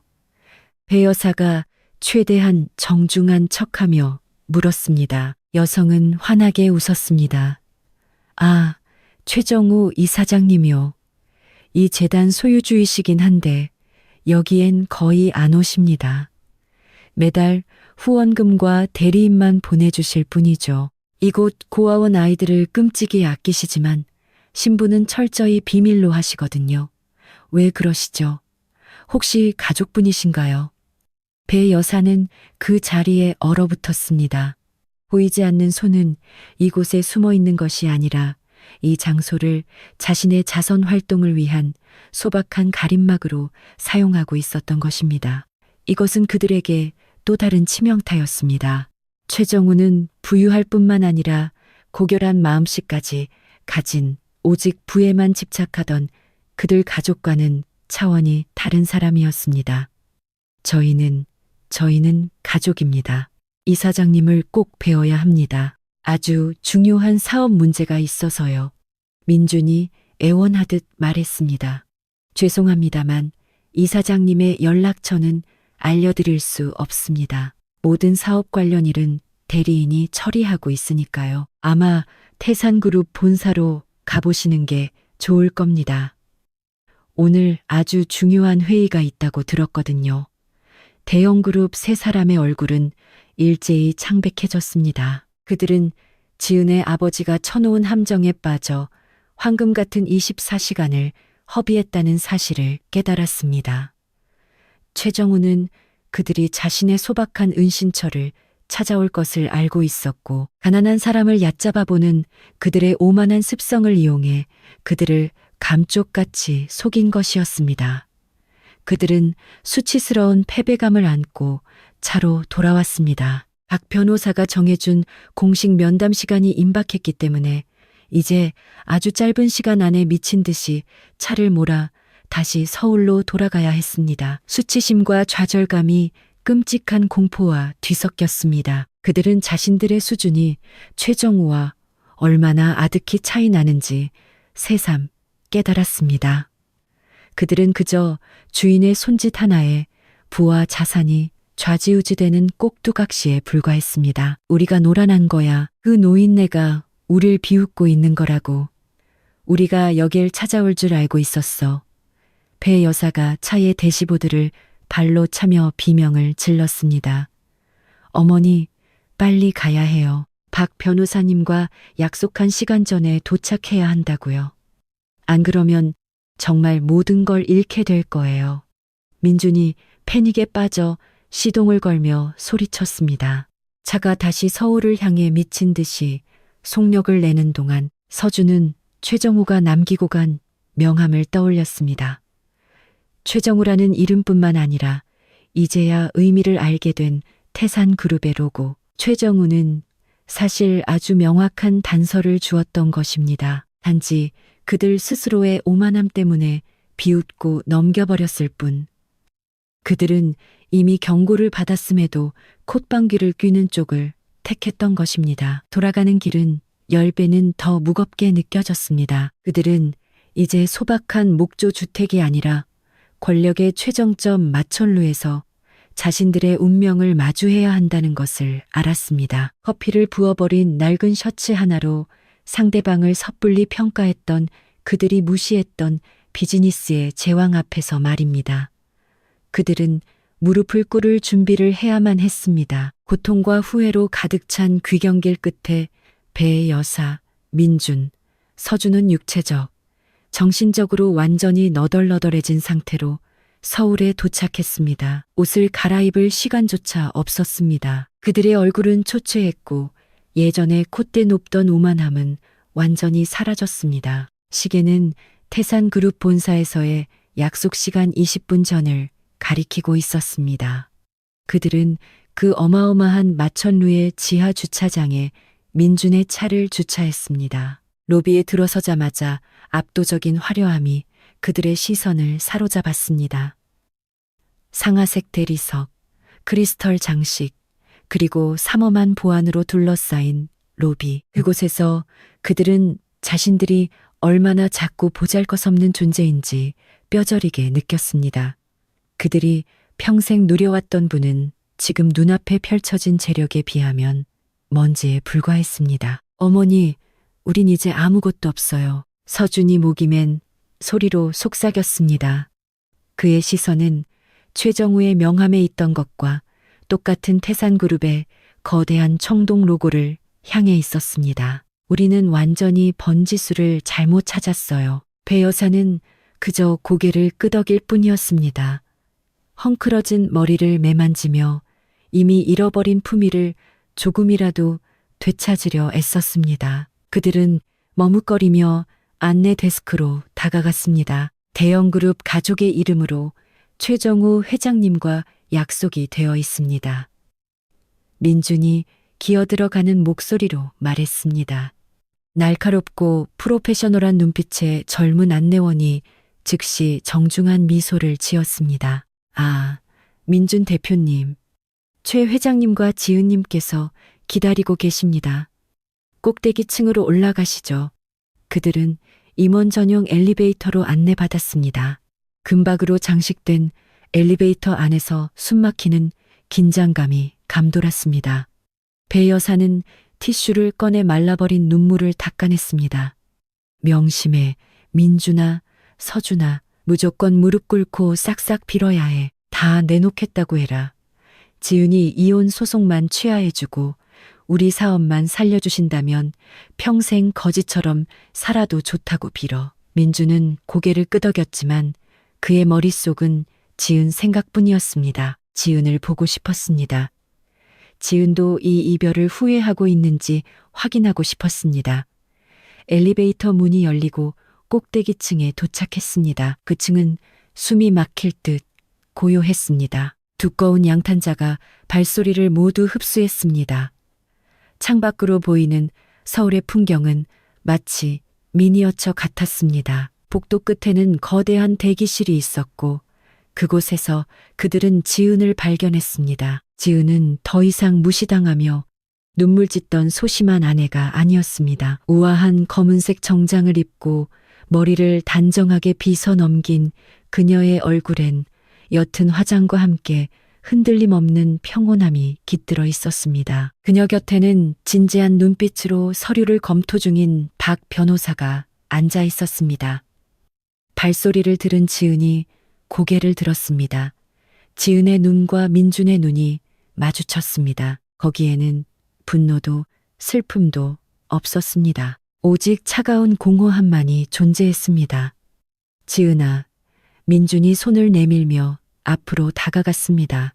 여보, 무사해서 정말 다행이야. 당신이 우리 좀 도와줘. 장인어른께. 그 자리에 멈추시죠. 민준 씨. 문서에서 눈도 떼지 않은 채 박 변호사가 말을 잘랐습니다. 지은 씨는 이제 저희의 의뢰인이십니다. 동의 없이 함부로 만지거나 말을 거실 수 없습니다. 민준은 그 자리에 얼어붙었습니다. 그는 지은을 돌아보며 애원하는 눈빛을 보냈습니다. 지은아, 제발, 우리 좋게 대화할 수 있잖아. 이렇게까지 할 필요는 없잖아. 지은이 자리에서 일어났습니다. 우아하면서도 선을 긋는 듯한 움직임이었습니다. 그녀는 자신과 그들이 완전히 다른 세상 사람이 되었음을 보여주는 눈빛으로 배 여사, 민준, 서준을 바라보았습니다. 나는 5년 동안 당신에게 좋게 말했어. 민준 씨. 애원했고 참았고 용서했어. 하지만 당신은 침묵을 택했지. 심지어 우리 아빠가 수모를 겪을 때조차도. 지은의 목소리는 차분했지만 날카로운 비수 같았습니다. 당신들은 아버지를 만나러 옛까지 왔겠지. 하지만 당신과 나의 볼일은 이미 법정에서 끝났어. 배 여사가 힘없는 걸음으로 앞으로 나섰습니다. 동정심을 유발하려는 속셈이었습니다. 지은아, 애미가 잘못했다. 사과하마. 네, 아버지가 그런 분이신 줄 정말 몰랐어. 우린 그저 평범한 분이신 줄로만 알았지. 약속하마, 다신 널 모욕하지 않을게. 너희 둘 관계도 전적으로 허락하마. 지은이 시니컬하게 웃었습니다. 허락이요. 어머니의 그 허락은 우리 아버지에겐 아무 의미도 없습니다.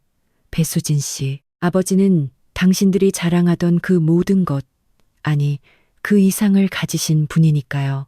헛된 오만함으로 똘똘 뭉친 가족의 허락 따위는 필요 없으십니다. 서준이 협상을 시도했습니다. 형수님, 제발 아버님께 말씀 좀 잘해주세요. 우리 사업 전부를 아버님께 넘기겠습니다. 평생 충성스러운 직원으로 일할게요. 제발 대형 그룹의 이름만은 망가뜨리지 말아주세요. 지은이 고개를 가로저었습니다. 너무 늦었어. 서준 도련님. 당신들의 이름은 이미 끝났어. 우리 아버지는 약속을 지키셨을 뿐이야. 당신들은 우리의 명예를 비웃었고 그 대가로 모든 재산을 치르게 된 거라고. 우리 아버지가 왜 하필 지금 당신들을 파멸시키기로 했는지 알아.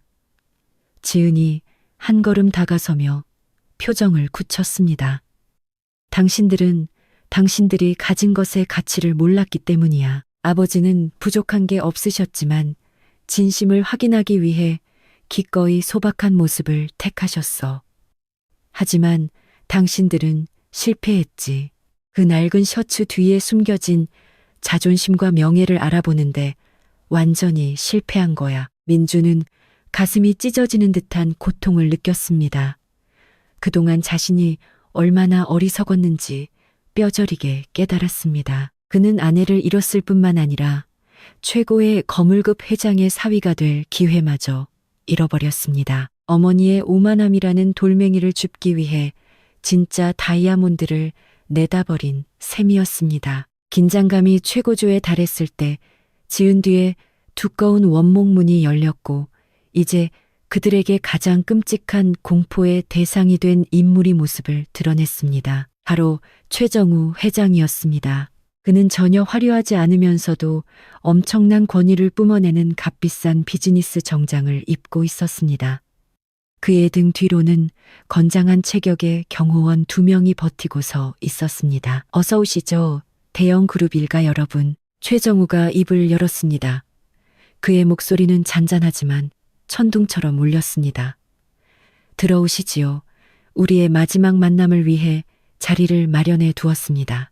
배 여사, 민준, 서준은 아무 말도 하지 못한 채 고개를 푹 숙이고 덜덜 떨며 방 안으로 들어갔습니다. 그 문턱을 넘는 순간 자신들의 파멸이 결정될 것임을 그들은 잘 알고 있었습니다. 불과 이틀 전만 해도 가난한 쓰레기라고 불렀던 그 사람 앞에서 무릎을 꿇을 준비를 해야만 했습니다. 태산그룹 꼭대기층에 위치한 회의실은 마치 거대한 심판장 같았습니다. 벽면은 통유리로 되어 있어 서울의 파노라마가 한눈에 들어왔지만 배 여사와 민준, 서준은 그 웅장한 풍경에 눈길 한번 주지 못했습니다. 그들은 육중한 원목 테이블 너머 최정우와 마주보는 푹 꺼질 듯 큰 의자에 위축된 채 앉아 있었습니다. 최정우의 양옆으로는 지은과 박 변호사가 자리했습니다. 최정우는 형식적인 인사도 없이 곧바로 본론으로 들어갔습니다. 무겁고 절대적인 권위가 실린 목소리였습니다. 내겐 시간이 많지 않습니다. 당신들이 이곳에 온 목적은 단 하나, 반성의 뜻을 확인하고 그에 따른 대가를 받아들이는 것뿐입니다. 배 여사는 더 이상 참지 못했습니다. 그녀는 부들부들 떨리는 몸을 일으키더니 차가운 대리석 바닥에 풀썩 주저앉아 최정우 앞에 무릎을 꿇었습니다. 평소 남을 조종하기 위해 짜내던 거짓 눈물 대신 이제는 뼛속까지 스며든 진짜 공포의 눈물이 흘러내렸습니다. 회장님, 제발 용서해 주십시오. 제가 회장님인 줄 정말 몰랐습니다. 저희가 너무 오만했습니다. 우리보다 못해 보이면 아무나 짓밟아도 되는 줄 알았습니다. 제발 저희를 버리지 말아주세요. 지은이를 다시 데려가겠습니다. 그 애가 원하는 건 뭐든 다 주겠습니다. 공개적으로 무릎 꿇고 그 커피 사건에 대해 사과하라면 그렇게 하겠습니다. 배 여사는 테이블 앞까지 기어가 최정우의 구두 끝에 입을 맞출 기세였습니다. 어머니가 무릎 꿇는 것을 본 서준과 민준도 황급히 바닥에 엎드렸습니다. 그들은 머리를 바닥에 쳐박았습니다. 회장님, 잘못했습니다. 저희가 벌을 받아 마땅합니다. 저희가 멍청했습니다. 제발 대형 그룹만은 무너뜨리지 말아주세요. 어머니가 평생을 바쳐 쌓아온 이름입니다. 평생 회장님의 종으로 살겠습니다. 서준이 절망에 빠진 목소리로 애원했습니다. 민주는 땀과 눈물로 범벅이 된 얼굴을 들어 최정우를 바라보았습니다. 장인어른, 제가 잘못했습니다. 제가 비겁했습니다. 지은이를 지키지 못했고 장인어른도 지켜드리지 못했습니다. 제발 단 한 번만 더 기회를 주십시오. 제가 지은이를 얼마나 사랑하는지 증명하겠습니다. 제발 이혼만은 막아주십시오. 장인어른, 제가 모든 걸 잃게 내버려 두지 마세요. 최정우는 몇 초 동안 그들이 무릎 꿇은 채 후회의 정적 속에 머물도록 내버려 두었습니다. 그러고는 침착하게 손을 들어 박 변호사에게 시작하라는 신호를 보냈습니다. 박 변호사, 최정우가 불렀습니다. 박 변호사가 앞에 태블릿을 켰습니다. 좋습니다. 배수진 여사, 민준 씨, 서준 씨, 저희 의뢰인은 당신들의 늦어버린 사과나 위선적인 충성 맹세 따위에는 관심이 없습니다. 박 변호사는 대형 화면에 그래프를 띄웠습니다. 당신들의 사업은 이미 완전히 끝났습니다. 경쟁사나 운이 나빠서가 아니라 바로 당신들 자신 때문입니다. 계약을 취소한 회사들, 상환을 요구한 은행들, 물건을 회수한 공급업체들 모두 직간접적으로 태산그룹의 통제 아래 있는 곳들입니다. 이 모든 조치는 당신들이 우리 회장님을 모욕함으로써 명백히 위반한 기업 윤리 조항을 근거로 합법적으로 실행된 것입니다. 배 여사가 얕은 비명을 질렀습니다. 자신들이 얼마나 치밀하고 완벽한 함정에 빠졌는지 깨달은 것입니다. 최정우가 말을 끊었습니다. 배수진 씨, 당신이 내 셔츠에 커피를 부었을 때 당신은 단순한 액체를 부은 게 아닙니다. 내 딸 앞에서 내 명예를 짓밟은 것이지. 명예의 대가는 빈 껍데기 같은 약속으로 치를 수 있는 게 아닙니다. 지은이 나서며 아버지 곁에 섰습니다.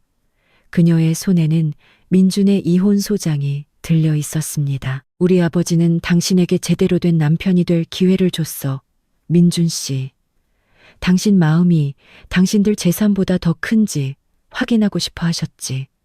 하지만 당신은 침묵을 택했어. 오만함의 편에 섰지. 당신 인생 전체를 뒷바라지해 준 사람을 비웃었어. 지은아, 정말 미안해.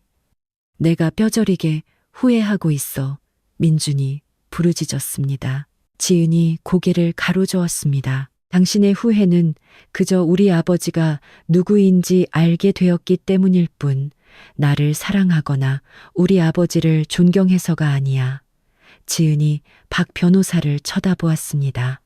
박 변호사가 짧게 한숨을 쉬었습니다. 좋습니다. 저희 의뢰인이신 최 회장님께서 마지막 형벌로 2가지 아주 어려운 선택지를 드리겠습니다. 대형 그룹에 대한 첫 번째 선택지입니다. 최 회장님께서 대형 그룹의 모든 권리를 인수하고 은행 빚을 전액 청산해주는 대신 배 여사님과 서준 씨는 빚 없이 새 삶을 시작하게 될 것입니다. 단 어떤 자산도 남지 않을 겁니다. 평범한 서민으로 돌아가는 겁니다. 조건은 지은 씨의 삶에 두 번 다시 관여하지 않겠다는 법적 각서에 서명하는 것, 그리고 파산과 그 원인에 대해 대중에게 공개 사과문을 발표하는 것입니다. 배 여사와 서준은 마른 침을 삼켰습니다. 부귀영화의 끝이자 빚쟁이 신세를 면하는 삶의 시작이었습니다. 고통스럽지만 유일한 자비였습니다. 두 번째는 민준 씨의 이혼 소송에 대한 선택지입니다. 지은 씨는 이혼 소송을 철회할 의향이 있습니다. 단, 민준 씨가 자신의 모든 상속권과 남은 자산을 자발적으로 포기하고 도덕적 속죄의 의미로 지방에 있는 태산그룹 산하 사회복지재단에서 무급으로 최소 5년간 자원봉사를 해야 한다는 조건입니다. 만약 거절한다면 이혼 소송은 그대로 진행될 것이고 엄청난 위자료와 손해배상 청구로 당신의 남은 돈을 모두 바닥내게 될 것입니다. 민주는 멍한 눈으로 허공을 응시했습니다.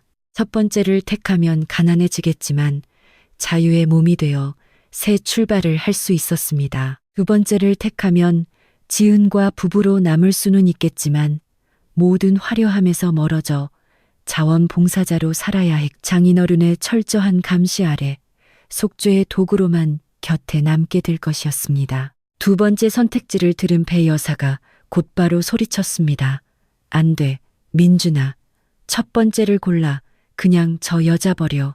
우린 새로 시작할 수 있어. 네, 젊음을 그런 데다 허비하지 마. 조용히 하세요, 어머니. 민준이 평생 처음으로 어머니에게 소리를 질렀습니다. 민준은 지은을 바라보다 최정우를 쳐다보았습니다. 최정우의 눈에 깃든 단호함과 지은의 눈에 서린 실망감을 보았습니다. 두 번째를 선택하는 것이 가장 큰 희생이라는 것을 알았습니다. 자신을 더 나은 사람으로 만들어줄지도 모르는 길이었습니다. 하지만 동시에 지은의 진실한 사랑은 이미 사라졌다는 것도 알고 있었습니다. 자신이 묵인해 산산조각난 지은의 명예를 다시 돌려놓을 수 없음을 깨달았습니다. 자신은 그 자비를 받을 자격조차 없었습니다. 민준이 자리에서 일어났습니다.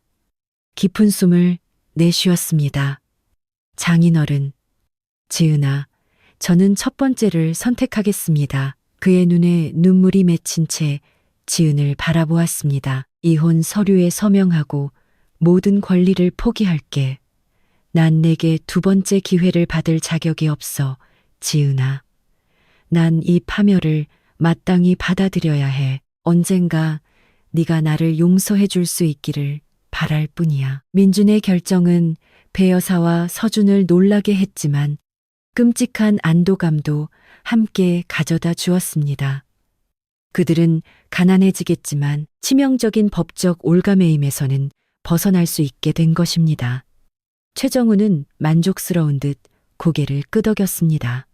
현명한 선택이네, 민준 군. 적어도 자네 인생에서 단 한 번은 올바른 결정을 내렸군. 박 변호사가 즉시 자산양도 문서와 이혼 합의서를 내밀었습니다.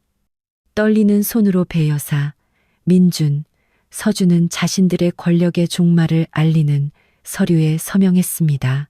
그들은 자산도 화려함도 알량한 자존심도 없는 공식적인 빈털터리가 되었습니다. 한편 지은은 민준과 공식적으로 이혼하며 아버지의 명예를 되찾았고 이제는 진정한 힘과 아버지의 사랑으로 뒷받침되는 새로운 세계의 정상에 섰습니다. 태산그룹 본사에서의 만남 이후 며칠 만에 대형그룹 일가의 삶은 완전히 뒤집혔습니다.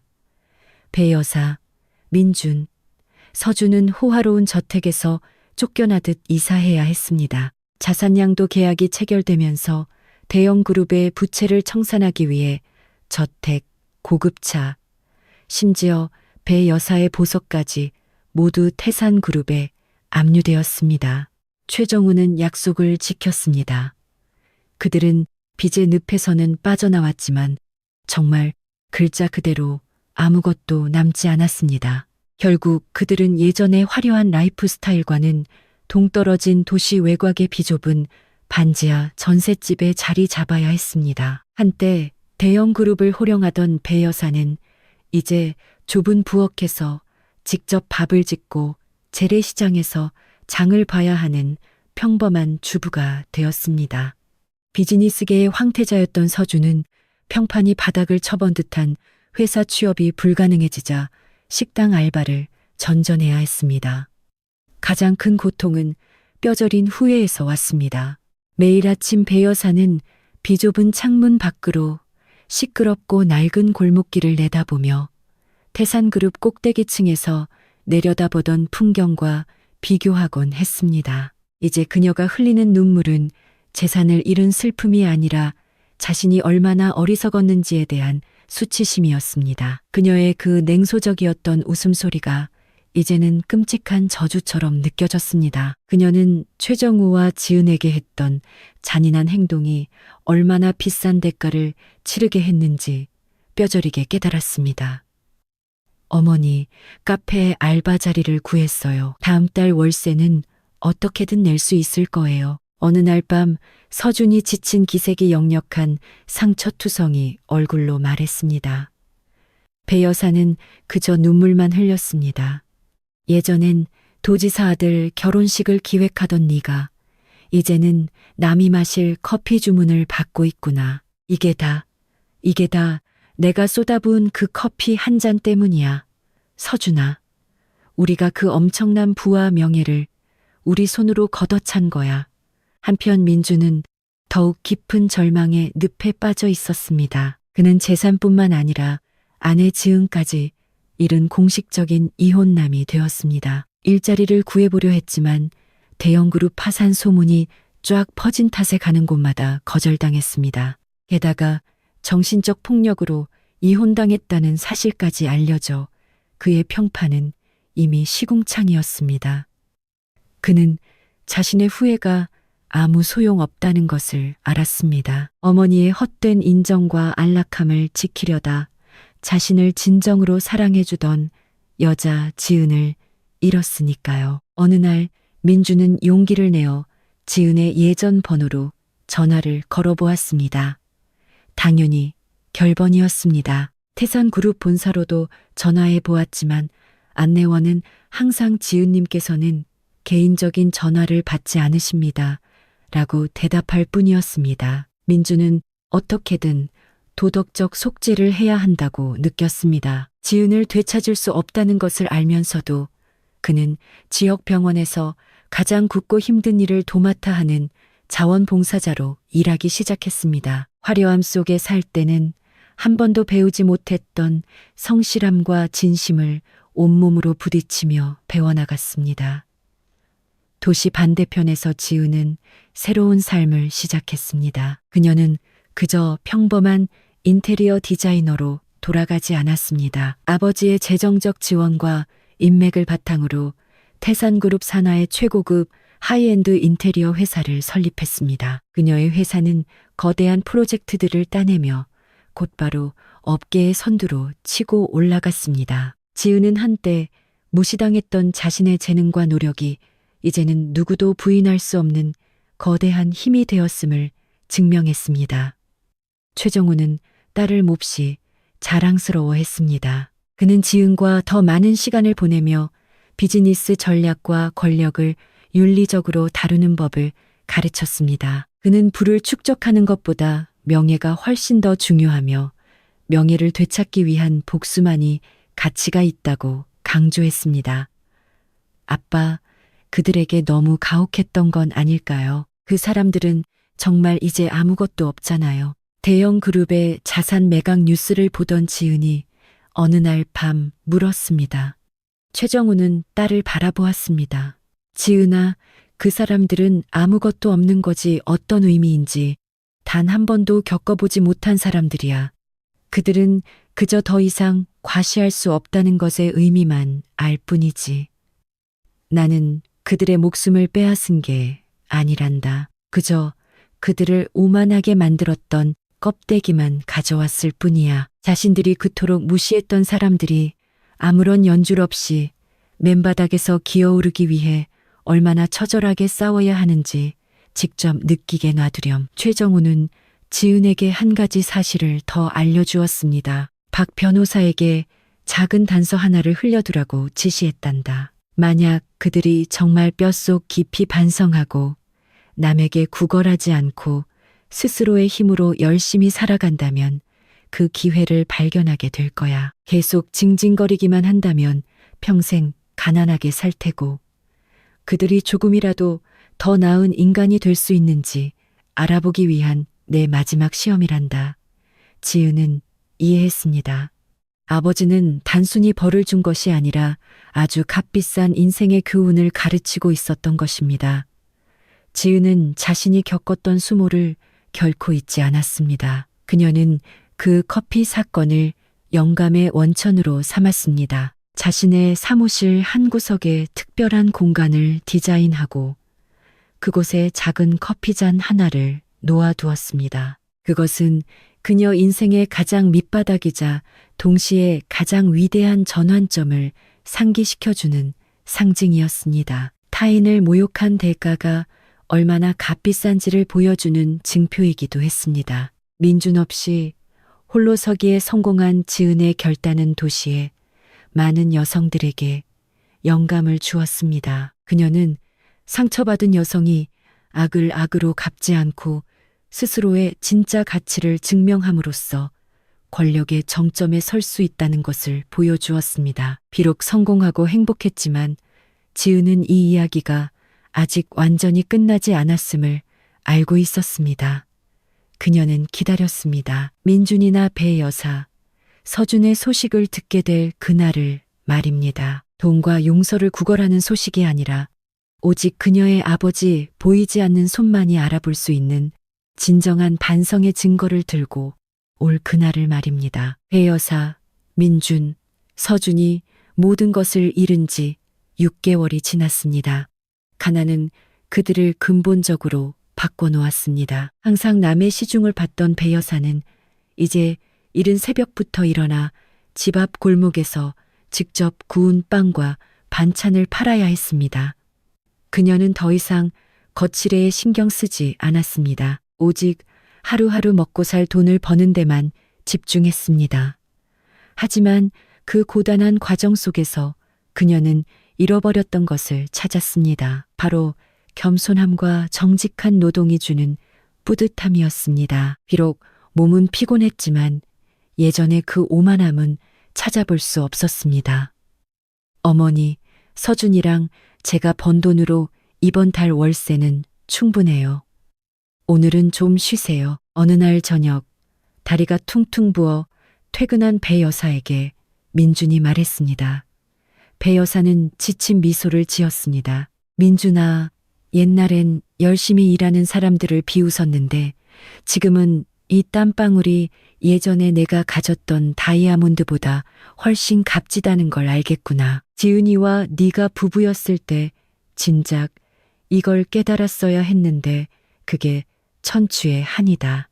카페 알바로 일하는 서준 역시 완전히 변했습니다. 더 이상 비싼 외제차를 몰고 다니지 않고 대중교통을 이용하면서 다양한 계층의 사람들과 부딪히고 소통할 기회를 얻었습니다. 그는 정점에 있을 때는 전혀 몰랐던 예의범절과 인내심을 배웠습니다. 세 사람 중 가장 깊이 추락했던 민주는 역설적에게도 속죄의 과정에서 가장 진실된 모습을 보였습니다. 병원에서의 자원봉사는 진짜 고통받는 사람들의 삶에 눈을 뜨게 해주었습니다. 그는 더 이상 지은에게 돌아가게 해달라고 매달리지 않았습니다.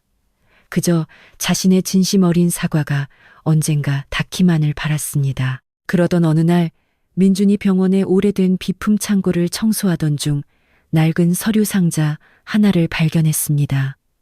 몇 년 전 병원 리모델링 공사 때 남겨진 것 같았습니다. 서류를 정리하던 민준의 눈에 낯익은 문서 하나가 들어왔습니다.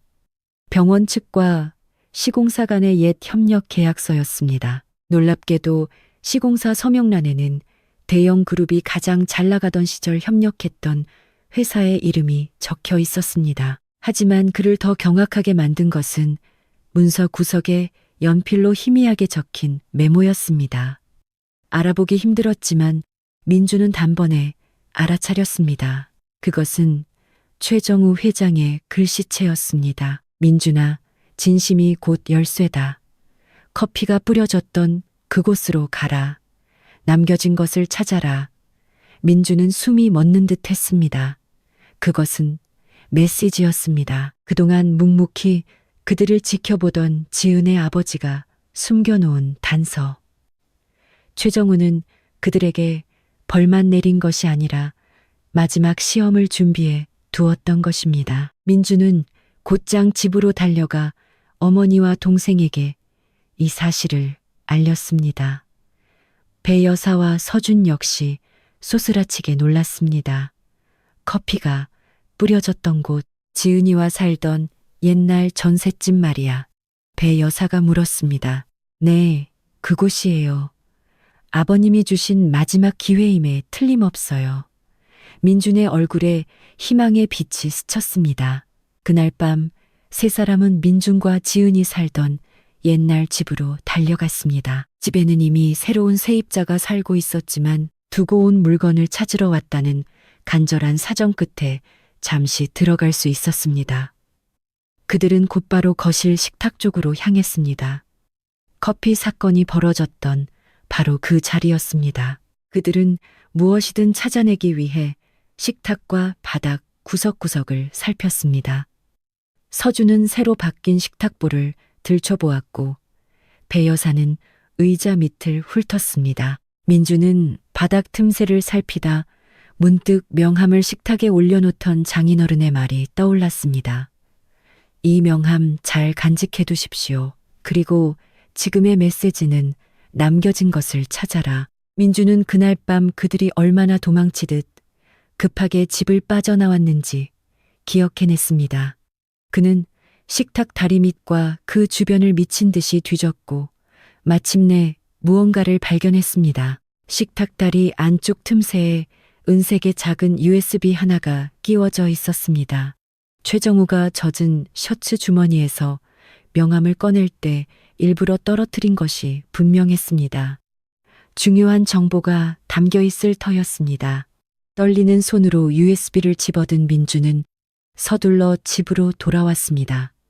서준의 낡은 노트북에 USB를 꽂자 PDF 문서 하나와 동영상 파일이 나타났습니다. PDF 문서는 내용 증명이 아니라 태산 그룹에서 보낸 인도적 협력 제안서였습니다. 어려움을 겪고 있는 대형 그룹 일가에게 지난 6개월간 당신들이 보여준 속죄의 진정성을 인정합니다. 겸손함을 배우고 밑바닥부터 다시 시작할 의지를 보여주었기에 태산그룹 산하사회복지재단에서 일할 기회를 제공하고자 합니다. 직책은 당신들의 과거 경험을 살릴 수 있는 자리이나 급여는 사치 없이 생계를 유지할 수 있는 기본 수준입니다. 이 제안을 수락한다면 당신들이 나를 모욕했던 바로 그 장소에서 내 손을 맞잡아야 할 것입니다. 배 여사와 서준의 눈에서 눈물이 쏟아졌습니다. 이것은 재산을 돌려주겠다는 뜻이 아니라 그들의 진심 어린 반성을 인정해주겠다는 뜻이었습니다. 최정우가 진정으로 그들을 시험하고 있었고 그들이 그 시험을 통과했다는 확실한 증거였습니다. 민준이 동영상 파일을 열었습니다. 그것은 커피가 뿌려지던 날의 영상이었지만 서준의 스마트폰으로 찍은 것이 아니었습니다. 거실 구석에 숨겨져 있던 소형 카메라로 찍힌 훨씬 더 선명한 시점의 영상이었습니다. 그런데 영상 끝부분에 놀라운 장면이 덧붙여져 있었습니다.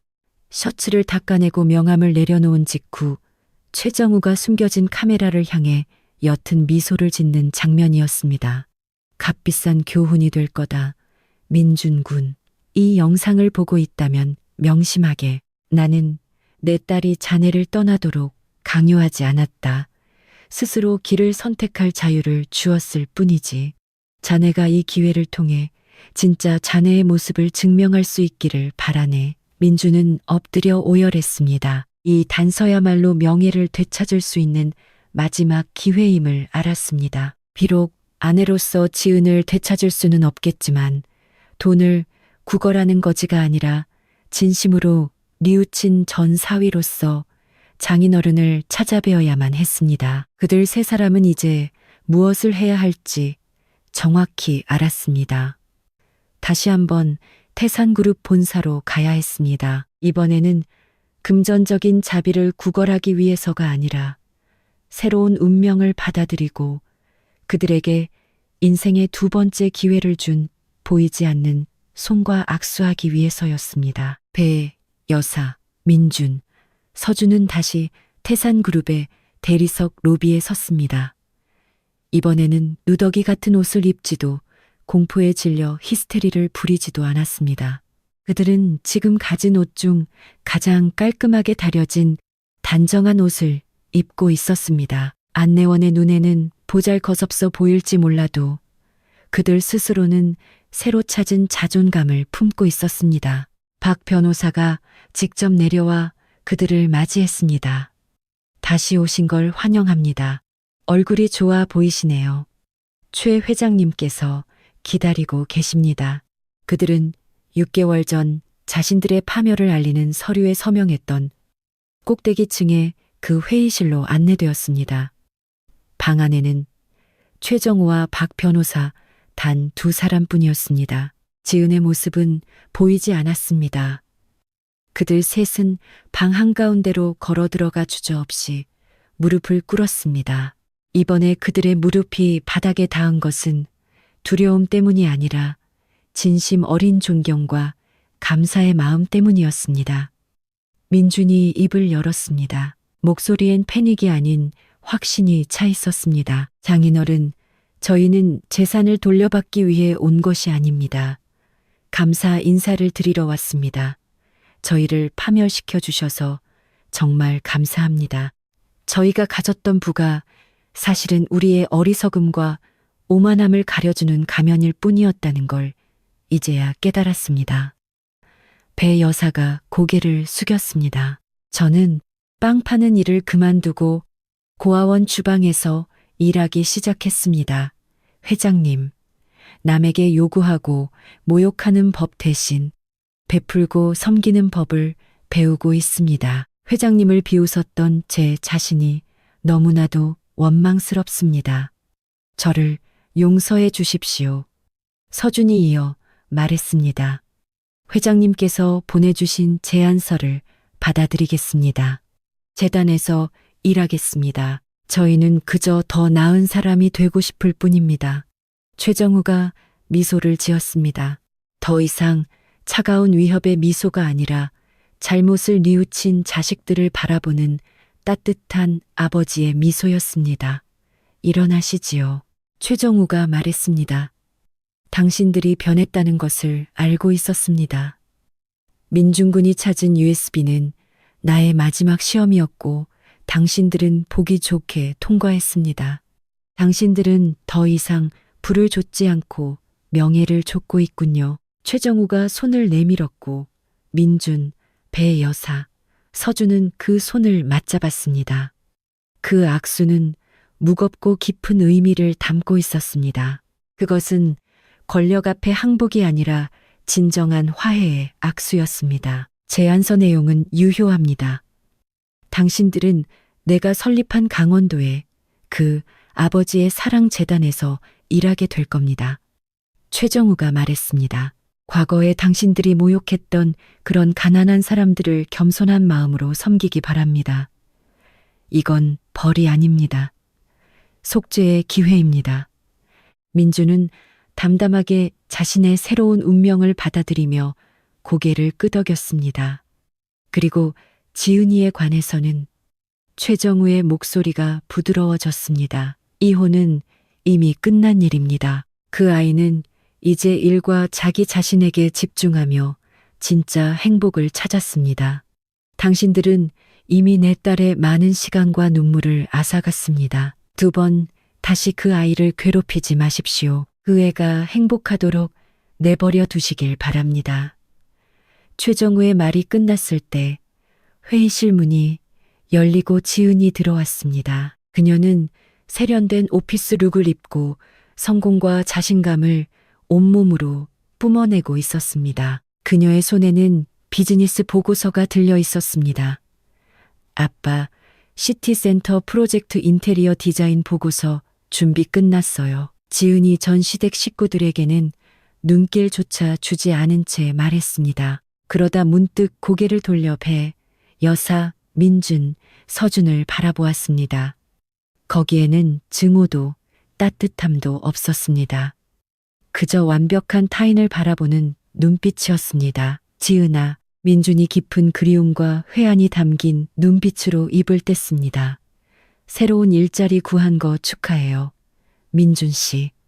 지은이 프로페셔널한 목소리로 민준의 말을 잘랐습니다. 아빠가 당신이 마땅히 받아야 할 기회를 주셨네요. 그 기회를 잘 쓰길 바라요.